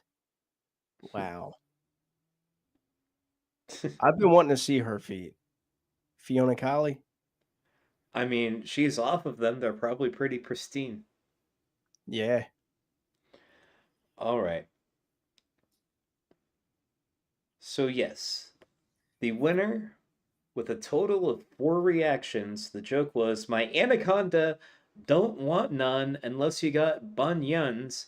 And that was none other than Mr. Andy Dellinger. Stand by. You got a link in your inbox. Mr. Andy Dellinger. All right. Well, we're waiting for Mr. Dingalinger. Mr. Dirty Dinger. Yes, sir. All right. Well, that brings us to our final joke concept of the night, and it's going to be a concept this time.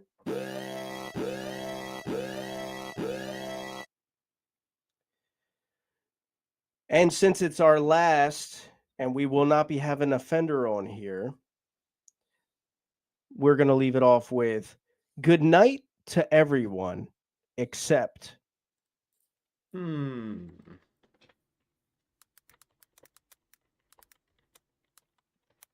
I'm going to be on time with saying startup jokes.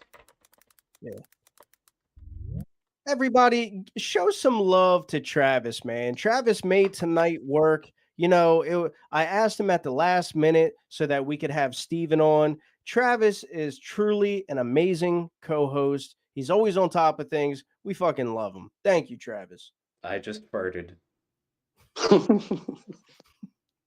Well, you got Andy Dellinger to laugh. What's up, Andy? What's up, brother? Hey, how we doing, boys? Good, man. Good. Last time you were on, we talked a lot about Tool. We did. Yes. Yeah, I like the 3i Atlas conversation. That's pretty interesting.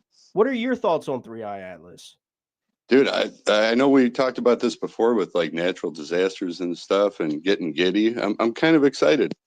Yes, we did talk about that because I get a hard on for that type of stuff. I'm just ready for the end of the world. Yeah, let's go. I look at it this way, right? So I have 2 young kids, and I either want the best future for my kids, which I don't see happening in today's world, or I just rather hug, embrace, love them, and it all just crash down around us. Yeah, that's a tough one. I got a couple kids myself. They're a little older. They're 21 and 18, but yeah, that part's a little scary. Yeah, but I mean, if it's going to happen, it's going to happen, man. There's nothing we can do to stop it. Yeah, may as well make it interesting. Yeah. So do you like to think, are you team Comet or team Alien? Either one I'm fine with. So you don't really have an opinion. Team Alien, sure. Okay. I'm curious about it. Travis has something to say about that? I was just turning my mic back on, but honestly, I'm team probably a natural object, but not a comet. Like, I think it's weird that people are trying to like shoehorn this thing into being like a comet when it's so obviously not a comet. Like, I'm not saying that it's like an alien spaceship, but like there might be like a not a comet, not an asteroid, but it's like a secret third thing that we don't know about because it's only the third ever object we've observed outside our solar system ever. But I would say if it is an alien, I think that it's not here to like visit Earth. I think it's here to just check out Mars and check out the moons of Jupiter to see like what ways we have branched out into our own solar system. They're just doing research. Yeah. And then they come with the mothership in 2027, like Kyle said. Right. Yeah, I mean, that's interesting. I didn't think about that because we're so conditioned to just think one way or the other. You know, it could be some third object that we never even fucking thought about. Yeah. It could be some alien ship like light years away, just kind of hit the button that like releases all the poop in the cabin. You know what I mean? Kind of like on dirt. Yeah. It's like Dave Matthews' tour bus. Yeah, Dave Matthews tour bus on that bridge. Yeah, dude. So they just hit the release the poop button, and it's just this giant turd frozen going around space. Yeah, that'd be great. That'd be crazy. I'll take any one of the above. Yeah, could be, man. Who fucking knows? Have you written any jokes lately? No. Any concepts? No. I like the 3-eye atlas concept. I think we could do something with that possibly. Maybe like what type of poop is going to be dropped. I mean, if it is a spaceship, it's a spaceship that's like bigger than Manhattan Island. Surely there is a comedy club on that spaceship. Oh, there's gotta be. Yeah. Like, what kind of material do you think the aliens would enjoy? Oh man. See, now that's a good concept. A lot of beep boop beeps and bleep bloop bloop blip blip blip blip. A lot of that. That's the kind of comedy I enjoy. Yeah. Yeah. I mean, if we wanted alien comedy, guys, if you want alien comedy, go check out Juan Sancho Villa Comedy in Texas. There's some comedy for you. He's legal though. Yeah. Yeah. I don't think it matters at this point, does it? I don't know. It depends on who you ask. Not, yeah. Depends on who you ask. That's true. To me, it doesn't matter. It's one of the Mayan aliens Kyle was just talking about. Yeah, exactly. He's a Mayan alien. Yeah. Sad world, man. Dude, I hope Brian gets on tonight. Dude, he was on some shit with the first one, dude. I love it. Yeah. Did you see that one where he was like, what did he mean by a raisinette that blinks? I don't know. I reacted to it. I don't know what the hell it means, but it was funny as hell. Yeah. That's something about like a rotten tooth again. A rusty tooth or rotten? Yeah. Yeah, he said rusty tooth. Was it by his neighbor's dentist? Something like that. Like you find that in your kid's thing again. It's like he's listing off his experiences, and he has the most wild experiences that you could ever imagine. Yeah. So strange. I love that guy. He's like quickly becoming one of the favorites in here just because he's such an oddball and it's brilliant at the same time. Yeah, I would say guest of the year. He's getting there for sure. Yeah. Yeah.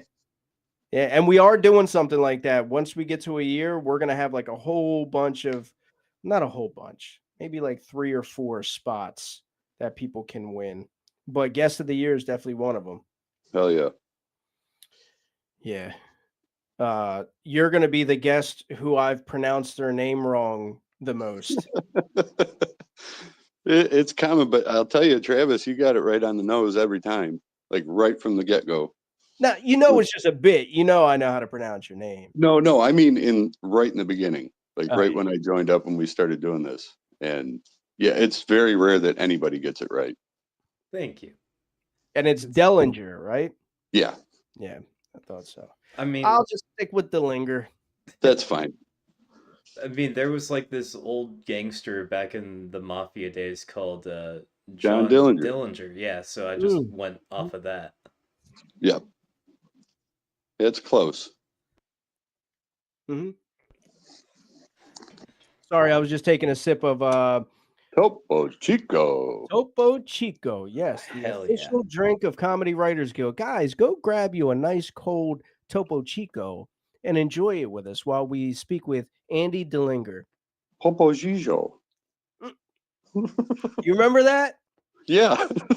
Dude, my daughter, every time she watches that movie, she has me rewind it. She cracks the fuck up when he says that. That shit's funny as hell. Yeah. What movie now? Santa Claus with Tim Allen. Oh, shit. Yeah, I've seen that. I don't remember anything about it because there's been a thick layer of drug use between now and then, but I have a distinct memory of loving that movie. Yeah, you have to go revisit. Yeah, he was talking about like that he was trying to convince somebody that he was Santa Claus. And he was like, "You're Santa?" He was like, "Yes." St. Nicholas. Like he was naming off all the names throughout the years that people have given him, like St. Nicholas. I can't even think of them. And one was like Papa Gicho or whatever the fuck you just said. But he says it like so funny. He says it in like an accent. And yeah, my daughter finds it hilarious. Yeah, I think it's from like the 30s or 40s, maybe even 50s. It's like some show they had. Oh, Popo okay. Gigo. Damn, you know the lore behind it. Okay. I thought he was just saying something in another I'm language. old. See, it sounded like it was Chinese, but it turns out that's Shengdong Laoren. That's how you say it in Chinese? Apparently. Okay. All right. Man, it's cold out here tonight. Yeah, dude. Yeah, it's almost getting to the point where I got to turn the heater on in here. Where are you at right now that the sun's still shining like Alaska or some shit? Oh, these are fluorescent lights. And here's my heater. I'm trying to stay away from because the connection's kind of bad when I stand by it. Where are you, though? Oh, I'm Buffalo. Oh, so you're up north. Oh, Yes, sir. I thought I was seeing bright sunshine, but it was just your. Oh, okay. No, I see. Here's outside. Okay, yeah. Buffalo is. I'm cold on the as shit. mothership. Oh, you could see like really good stars though there, huh? It's okay. I mean, I'm still in the city, so it's not like being in the southern tier in New York or anything like that, but it's not bad. Yeah. What do you think the chances are? I think there's a higher % chance of Project Bluebeam unraveling than there are actual aliens coming. What do you think? I'm not familiar with Project Bluebeam. Travis, what do you think? I think yes, and Project Bluebeam, it's kind of an older conspiracy theory where the government is gonna get to a point where it just starts cracking down on us, and it's gonna start with like a false alien invasion. Oh yeah, complete with holograms and shit. that sounds more likely. Mm-hmm. Yeah, that's going to happen in 2027. Nice. Got a lot to look forward to. Yeah. Yeah, unfortunately, in these times, we have really nothing to look forward to except for a nice cold Topo Chico. You can always look forward to that if you have a couple freshies in the fridge. I always keep mine stocked up. You know, I like to keep cases at a time, and you guys should too. And if you enjoy Topo Chico, you should enjoy them on Thursday nights at 9:00 watching Comedy Writers Guild. Fuck yeah. Hell yeah. Well, sir, we appreciate that. And we appreciate you coming on and being a part of the podcast. Always a pleasure, guys. Thanks so much for having me. Yes, sir. Yes, sir. Peace. Later. Peace. All right, guys. That was Andy Dillinger. Always a good guest. Zach Melton was asking, damn, do you know the guys from Cannibal Corpse, Andy Dellinger? He does look a bit like Corpse Grinder, doesn't he? Oh, I don't know. It's a compliment. Oh, okay. All right. Actually, he looks quite a bit like Corpse Grinder. I'm going to look it up now. All right. So, should I go ahead and start reading jokes? Yes, sir. All right. You want to reintroduce the concept? Oh, yeah. I thought it was a picture. No. Oh, he does look like him. Holy shit. George Fisher. That's his actual name. Holy shit. Yeah, he does look like him. Holy fuck. Hold your phone up to your camera so the crowd knows I'm not lying. All right, hold on. Let me let's get these two pictures. Actually, it's a little bit of an insult. Andy, you look better than this guy, but resemblance for sure. Yeah. Dude, that guy can bench 100 with his fucking teeth. Yeah. Yeah. Hold on. Focus. That looks like Steve Bridges right there. All right. Yes. the final joke concept of the night.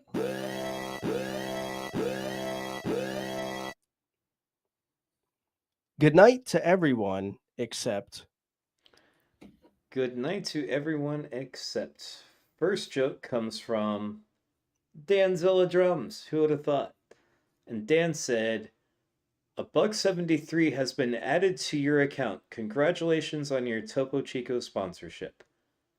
Not a joke for the concept, but we're glad to hear it. Thank you for the info, Dan. Sounds about right.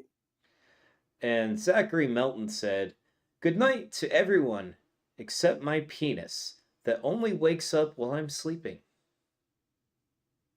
True. Facts. And next we have Brian Lewis. And Brian said, good night to everyone except Gravity. You really let me down tonight in this concept. Gravity, why can't we keep it together? That was a good song. Next comes from Danzilla Drums, and Danzilla Drums said, Batman. I guess. Next comes from Danzilla Drums. Do you guys even like anyone in this chat except Danzilla Drums? Yeah, right? People that are fans of things. And next we have Alex Krieg, AK, and AK said, good night to everyone except Coal Burner, apparently. It's not in the chat. Oh. And next we have Danzilla Drums, who said, the people of Papua New Guinea. People of Papua New Guinea. Fuck those guys. All right, so it looks like we have a many-way tie. Let me hit a refresh to see if anyone came out on top other than Danzilla Drums. All right, let's see. If you happen to be watching on YouTube right now, come hang out with us on Facebook on Comedy Writers Guild live podcast. Sorry. Are we on TikTok right now? No. Yeah, I didn't think so. We keep getting kicked off of TikTok. I don't know why. Probably because of Danzilla Drums. He's probably keeping us off that platform because he's on there killing it and he doesn't want us like cramping his style. I get it, Dan. Fair. All right, so we do have a two-way tie for first place. The joke with the first contender is going to be good night to everyone except Coal Burner, apparently, and that was from AK Alex Krieg.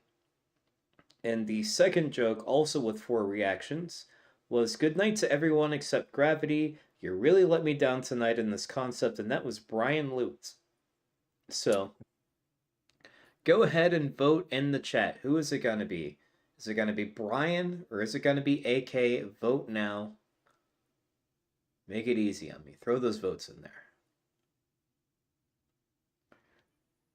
I'm already counting 1 for Brian because I know that AK is going to be Mr. fucking good guy and vote Brian just because he's not him. Yeah. And Brian's going to vote for himself. Well, that might make it easy. And Dan voted for both. Dan always votes for both. Because he's a pussy. Dude, Dan always does that. He's like, roast battle. Let them fight.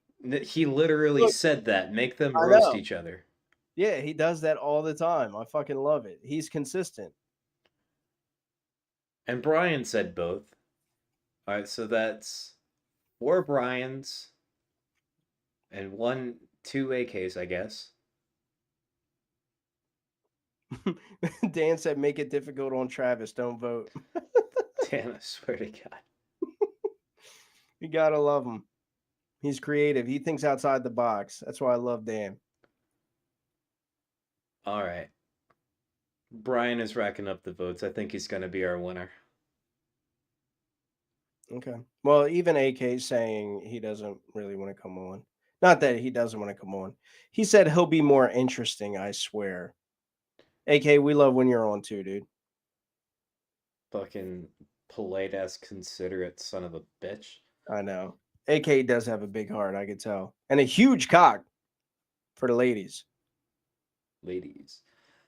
All right, Brian, you're going to be our winner. Stand by. You have a link in your inbox. Hell yeah. I got a few questions to ask this guy. Oh, yeah. Yeah, so that was all the joke concepts for the night. Mm-hmm.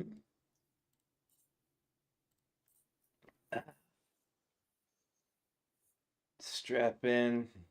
Get yourself a Topo Chico.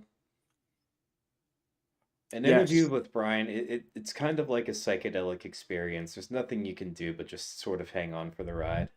Oh, and we're coming up. And we are tripping. What's up, dude? What's up? What's up? How y'all doing? Can I ask you something? Mm-hmm. Can you explain this to me? Mm-hmm. A raisinette, but it's blinking. Today, all right. Recently, I'm not ashamed of myself. I'm in my mid 40s, so, and I've stopped doing all the stupid drugs except for what does a lonely chump like me do? The average dude like me likes kratom. So like I recently had kicked the nasty kratom habit. Like I mean completely fucking quit it. And in the process of doing so, by the way, I'm wearing my Commie Riders Guild shirt. I saw that. Fuck yeah. Oh hell yeah. And then so today I literally just said fuck it and then went into my my stash of my oblivion stash is what I call it, to get I use it to get myself out of the gutter on a lot of things when because I'm an addict, I'm a drug addict, and I'm also an alcoholic, and I don't like being trashed. And that kratom shit was just getting so fucking annoying that it was like they started selling this 708 shit, and it was so fucking close to like I mean, well, I'm not exaggerating when I say this is worse than taking hydrocodones, oxycodones, and all. I'll put it to you this way: I broke my foot a few months ago, and they gave me 30 of the 5 milligram oxycodones, 5/325. I took the whole bottle and didn't even feel it because of the 708 shit, you know. And I'm thinking like, damn, that's a white chip in AA if there ever was one. So like fucking NA, but I don't tell them about it's an outside controversy, so it's whatever they want to call it. So I go into here and I have all these little vapes, like tons of them, okay, and like they really work. So when those get boring, I do this. See that blue chew in there? That shit's hilarious as fuck. You know what I mean? Like when you get that shit, it gives you like the biggest fucking boners when you're like in your 40s and shit. It's like you think you can get a good one. You pop one of those motherfuckers and you'll break your cell phone if you're holding it in front of you. I mean, it'll break. It's just go right through the fucking screen. And there is definitely no going to church that day if you do it on a Sunday morning. I mean, you're fucking toast. Have you ever like those commercials? Get them. Just do it. Look at what's so funny about it. They even put it like it's a script or something. It's like it's like a script. Yeah, they do it like look QR code. Ooh, yeah, I don't care. All right, look. I have this. It has like I don't think this is illegal to do on YouTube. I don't know. I doubt it. It's not bad. They sell these things. These are not the kinds you get in the gas station. These are the kinds that you get from the hippies out in Oregon or in Michigan or just anywhere. Well, I've been nibbling a little bit of them, and then like I had some Raisinets earlier, and when I looked at them, they were like, well, hey, you know, they started doing that dumbass shit that they do whenever you're freaking retarded and looking at the damn Raisinets going, wow, they fucking blink. They did. And it was the divots in them. You know, they look like Raisinets, so they have divots. And they kind of look like this Pink Floyd pen. Look. The whole bag looked like that for about an hour and a half. And then fucking... So you were staring at a bag of Raisinets for an hour and a half? Dude, I was having opioid withdrawals so bad that I was like, Suboxone, where are you? You know, like that kind of shit. And I didn't have to go that far, but it would have been if I didn't fucking like intervene with this. This shit, that kratom shit's no joke. Don't fuck with it. They just now started putting on the label that it's addictive.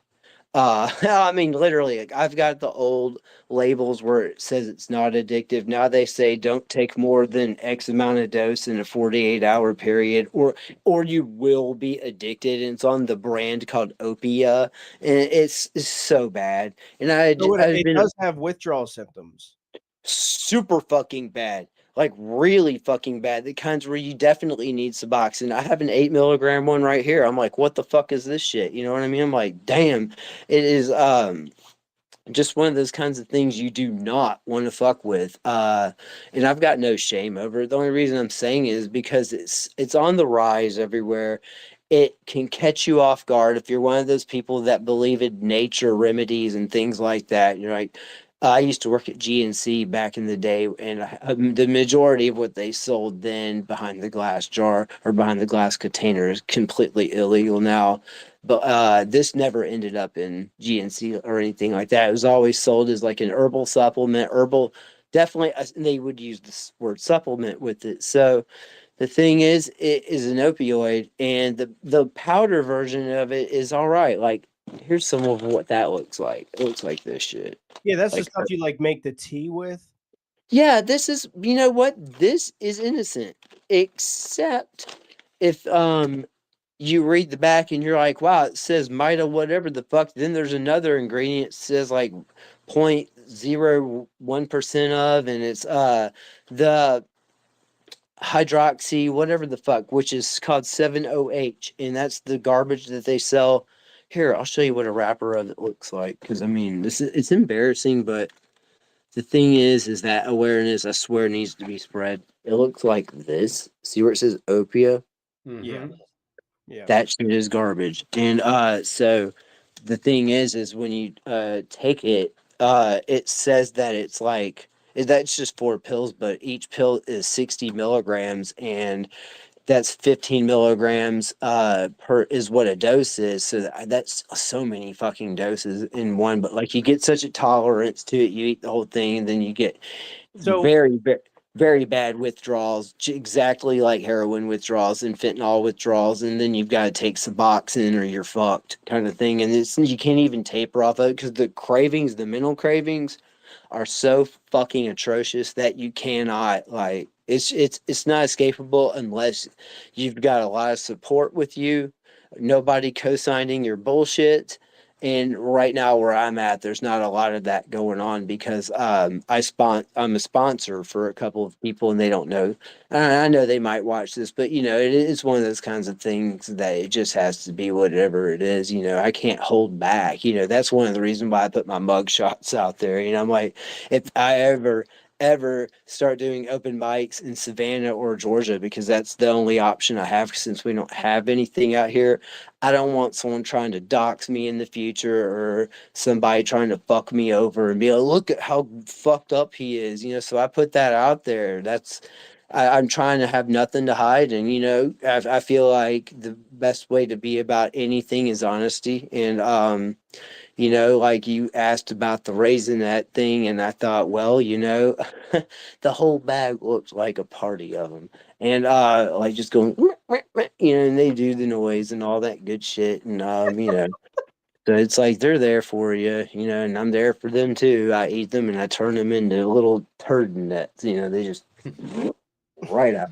So it's just one of those kinds of things. So I have a buddy who kind of like hopped on the kratom wagon early, but he has a dealer, right? So he started selling it, and now he like that's his business is he sells kratom, and My God. yeah, like all over. So you can like go to his website, order it, you know, order as much as you want. He has like a warehouse. He's like a big time, right?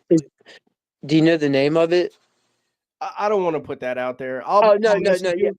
yeah. My bad, my No, bad. I was you're just saying good. because I ordered from so many online companies, and like one of my favorite one was called Happy Hippo, and they would send you a pink scooper to go with it and shit. Oh, And I okay. would. There's nothing like I said. The powder, the right that's fine. It's just if you're an addict and you start getting into the 7OH, the extracts is where borderline is what you know what I mean. The other stuff Yeah. I'd say is innocent because I mean I did the other for years, and What does it around feel like? the 7OH feels identical, and I'm not exaggerating, and there's no reason to. This is on the internet now, and like everything I say is fact checkable. So I mean, like you can totally look up what I'm telling you, and I'm not making it up. So here it is. It's exactly and stronger than morphine, and it's which morphine's not really that strong. It's you take like a 30 milligram oxy, and the numbers kind of correspond. But the thing is this isn't as long. It doesn't have the legs like a damn oxy does, but it will rock you out of your seat. You will blast off. You blast off pretty good with it, and the feeling of it, the rush on it is better than the Percocet rush. It's better than any of those damn. It's better than any. Like I said, I got 30 of those 5/325s when I broke my foot, and I did the cold water extract on it and shit, and drank it all at once, and I didn't even flinch. So it was like, whoa. Yeah, I used to call them work-a-sets because I Yeah, for man, those the dude, I worked motivation. my ass off. I'd be sweating and I'd be getting it at Mhm. work, right? Because I was always doing physical work, like Yeah. I was doing like remodeling and shit like that, electrical work, all that. So I'd Mhm. pop a couple work cassettes and I'd be sweating and getting it. But then if I sat down for lunch or whatever, I'd start nodding, you know? Yeah, yeah. The second you stop moving is the instant you start nodding and shit like that. And like I saw a lot of times I feel like look at this crazy earring I got in New York a long ass time ago. Fucking so I don't wear it, but like I felt like being weird. So I'm not gonna put that in. That's just being weird right now. Fucking like yeah.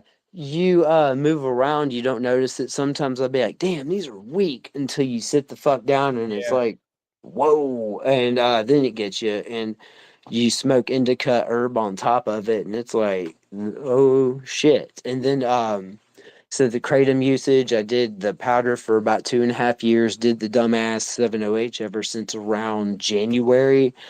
And when I stopped doing it and I started feeling the withdrawals from it, I was like, damn, I didn't want to have opioid use disorder onto my diagnoses or anything like that for in the future in case I go to the hospital. So I tried tapering. And that's a joke. So all of my friends in my circle we're all like we all try to get off shit. We don't want to be fucked up. So it's like they all started going they all got their little Suboxone scripts and were, kind of like just seeing how that rolls. And I think it works out. It's a very good tool, and praise the Lord for that. And I'm fortunate that I didn't get into these guys would eat 240 milligrams of these packs at once. Like, I mean, all four. Imagine all four at once when like 1/4 of one of those pills in a 4-pack is a fucking serving. Imagine people eating the entire thing and eating up to 500 milligrams. And that's a $50 pack. One pack averages out to $50. So imagine $100 a day have we already It's know. essentially free or not free. It's essentially legal heroin. Yeah. And it's illegal in Georgia. So the way it works is you go into these vape shops and they have the pseudo version, which is an alkaloid off of the 7OH, and it's not illegal. So you ask code word. You say, hey, can I get that? And can I get the singles? And so they bring you behind the counter and you go behind the counter into the little office in the hallway. And it's like, ding, like all, like, Yeah. oh, I'm in heaven Like and back shit. when you went to Blockbuster and they had the fucking pornos in the back. Oh yeah, and then you go up in this bitch, and then they're all over the shelves, and you get what you want, and they have a loyalty card, which makes it worse. So whatever you spent 60 on one week, you go back in later, it's 50, then it's fucking 39, and it caps off at about 39. Then they'll bring in some new shit just to make you go back up to paying 60. So you want to try out the new things. They got you. You know, so it's tricky as fuck. And I just got out of that cycle. I mean, one of the reasons I was manic as fuck like 3 visits ago with you guys was because I had popped one and I was like, woof. And, this is the way I am right now. I'm just pretty calm because, it's been a very good day and I'm not nervous about being on here with y'all anymore. I used to be extremely fucking scared to try to submit a joke or try to do anything. And one of the things I like going on now about not doing the kratom, this is going to sound kind of weird, but this is so stupid, but it might help anybody who doesn't like aging. A lot of the wrinkles in my face and a lot of the like stress that it would cause has stopped very fucking fast, and a lot of the tension that I would get isn't here. And it also lets me be more present instead of just fucking having my mind on getting the next fucking meal. What does? The kratom, being off of it. Yeah, that shit is a fucking nightmare. Yeah, because like I was saying, my buddy, he sells it, mass produces it, and like has a warehouse. And I was doing some work for him one time, and he would like come home with his girl, like they got kids and everything, and the first thing they would do is go over and just mix up this shit and drink it. And I'm like, oh, is that stuff? And I never wanted to try it, like I try to be sober, which Yeah. I succeed with, you know what I mean? I don't smoke Yes. weed, I don't drink, I don't do anything. I don't have anything against it. It's just like for me right now, it doesn't work. But like Right. he would offer some, and I'm like, nah, I'm cool. But I would always be curious about it. And I'm like, these guys have to have some sort of insane tolerance. They've been doing it for years, daily, Yeah. like 3, 4 This times a day. This is good for years. This will send you into rehab in less than a year. And it says all natural. It's not. I watched this guy, I forgot who it was. There was just a really good podcast about it. Damn, why can't I remember who it is? When I bring it up, I'll remind Was it you. Hamilton? Oh no, not Hamilton, not him. Is just about 3 weeks old, and I'll remember it later. It's strictly about the 7-OH, just the process that it goes through and how unnatural it actually is, and just it's just a horrible thing. And I'm glad I got to be able to tell you guys that because talking to y'all is so fucking therapeutic. You know what I mean? And like Well, I keep got coming back. It works if you work it, man. Man, definitely. And it's just good to be able to not have to be like have something own you, because man, when you're addicted to something, it owns you, man. And like I said, the powder's fine, the shit's fine. I don't want to go back to it really anyway, but the fucking that 7-OH is the ugh. But like the smiling raisinets, that's what brought all this up, just because of the little bit of the tripping I did earlier. And I always love that, but that is nothing that I do, not even really more than once a year. Since my dad died in 2021, I have barely done that. I don't have the headspace around here. My mom is getting older.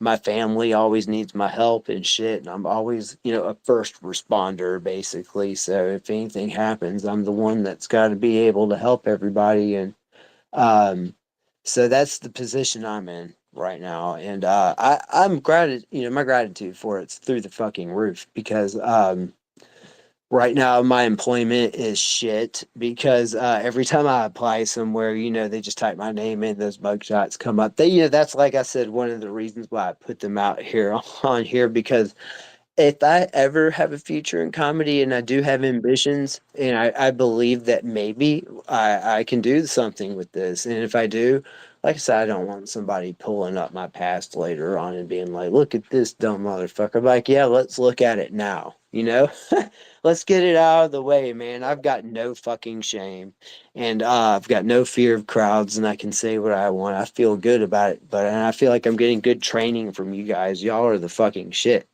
And My I just family fucking loves you guys just I because just of want to how. say, oh, I'm sorry. Go ahead. I thought you No, said. I was gonna say my family loves y'all. They know about this every Thursday. Give me the respect without bothering me now. Like they know that this is it for me, man.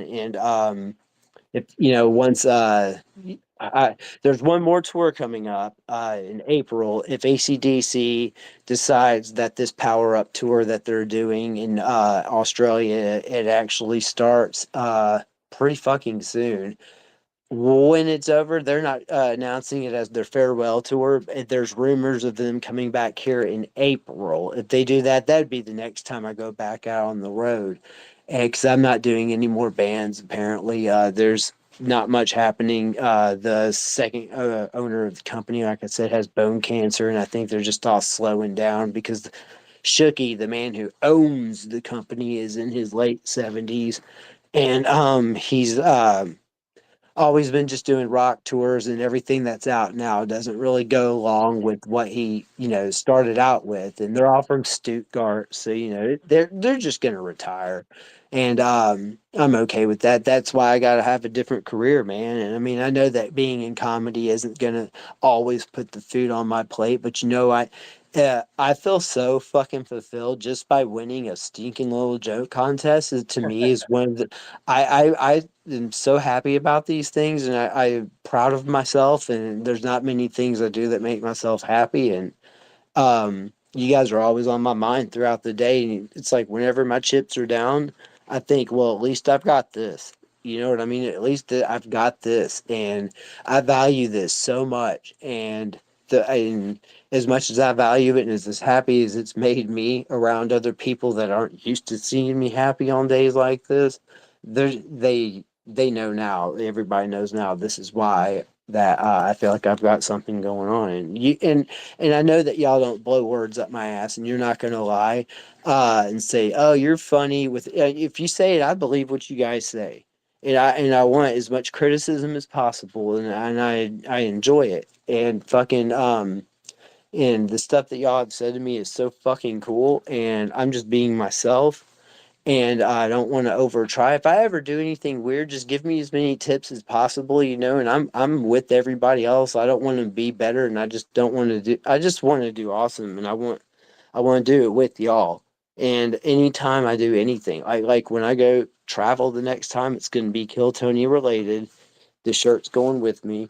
Everything I do. If I end up getting to do an open mic here in St. Simons, if for some weird reason, if some cool guy does some fucking production down there at the pier and does any open mic period, I will go to it. And I will wear this shirt, and I will fucking tell as many jokes as I can, and fucking I love y'all. You know what I mean? I can get as sentimental about this as anyone can that really has a heart about it. And see those mushrooms have done. They that's why I'm being very lovely tonight. You see what I mean? Well, I Yeah. love you too, man. And I just want to put out there, like, on a serious note, I know that I make comments about, a lot of people hitting me up all the time. It's died down, which is great. But like, if you ever need to hit somebody up, man, especially somebody who's been there, I've been through heroin withdrawals more times than I can even remember. I've had to go to many detoxes, rehab, shit like that. Luckily, finally, I got it right, and I try to stick with that. So if you seriously are going through some shit and you need to hit somebody up, I'd rather you hit me up than go back to whatever the fuck you're taking. You know what I mean? I'm here for. And man, I appreciate that. And I'm not a whiner, and that I don't complain and sit there and badger you guys all day long. I respect your boundaries, and I hope I've proven that so far. Yeah. Fucking But I don't want you to feel like you can't reach out. That's what I'm saying. good. I appreciate that's the shit, man. I love you. Thank you. And fucking I'm sitting here looking at it. This is a really cool hat pin collection, by the way. I've got some ADD. Yes, I still think I love Jewish people, but Israel can eat shit. Fucking this Pink Floyd pin's the fucking shit. Wall drugstore. Oh my god, Bear Love would love that. Fucking just a bunch of random shit. Just fucking Fuck my yeah. ADD is through the fucking roof. But yeah, Oh, fuck, this cool tie-dyed. I put this in a picture earlier, but yeah, I finally found it. It's on one of my posts. It's from the day Jamie Foxx called me a bitch, like to Oh my yeah. face. Yeah, that's the shirt I was wearing. I finally found it. But fucking man, I don't know. I got so much cool shit I want to show y'all. But and thanks for everybody being nice to me and everything. And I want to try to get better at this. And if anybody's got any tips, I'm gonna start submitting jokes into the Comedy Writers Guild page, but I need to learn how to separate them. I know that one I sent to you, Harmon, was just all over the place, but I hope it made a little sense. Oh But yeah, it did. By the way, I didn't respond back to it. I read it later that night, like I said I would. And oh, I sent it at an absurd ass time. The reason was because the week before when we were talking when I was on the way to the cemetery and I said, "Oh shit, you asked me in something in correspondence to what I had said to you prior about, oh, I've got a set ready." And you asked me if I had anything to say, and then I thought, oh, I'm going to add something else into it. It had to do with my son, and then I just thought about it later, and I didn't want to get up to that week or to this week without having that turned in, at the proper time, kind of thing. I just wanted. well, I I didn't felt give like you it. homework, bro. I don't feel like you have to turn shit in I before know you. I felt like it was homework. That's how serious I'm taking it. But like, and at least it gets me some more discipline. I'm using my brain more than I have in years. And like I said, it's rubbing off on my family and they fucking love it. And like when I tell my mom, like, hey, I'm about to do this, I don't need any phone calls. I call my family. I'm like, please don't interrupt me during this, and they get their fingers crossed. They literally do this shit. And they're like, well, we hope the best for you. Like they know I love it that much. Yeah, that's awesome, man. That's Yeah, fucking man. sick. And if it wasn't for y'all, of course you already know. And I'm not kissing y'all's asses. If there's anything else I can do for y'all, just please let me know. Okay. Just keep Just showing show up. up, man. Yeah, show up every week. That's all we ask for. And Oh, you share already know. it. You already know that's happening. I have not missed 1 week the entire time y'all have done this. I've seen every episode. In fact, what happened to episode 10? That's the first one I won. I can't find it. Wow, that was a hot ass minute ago. Would have been like Yeah. April. Oh, depends on who was the guest. Because if it was that guy Damian Seaman, I got rid of that. Oh, that's what it was. Yeah, I got rid of that. Yeah, okay. Yeah, that was my first appearance. Yeah. Yeah, I was so happy about that one, but like fucking at least everybody knows it. So there. So that's cool. Well, I'll send it to you so that you can have your spot. Well, I appreciate it, man. I mean, I love y'all so much. Okay, guys, I'm gonna let y'all go so I don't keep taking up everyone's time. I'm pretty sure I've been on here a long ass time. Hey, if you want to help out next week when you get on, make sure to have a nice cold Topo Chico ready and available for your enjoyment. Yes, sir. Okie dokie. All right, you guys. All right, Fucking yeah, and no more smiling raisinets. I think I'm over this shit. Fucking we're good. all right, brother. Love you, man. Love y'all too. Love you, Travis. Love you, Harmon. We'll Love everybody else. see you on Thursday. All right. Bye bye, y'all. Later. Good night. Peace and love, man. All right, guys. That was Brian Lewis. Special shout out to our special guest tonight, Steven Lolli. Go check him out at stevenlolli.com. It has all his information on there. He's about to be on tour next week.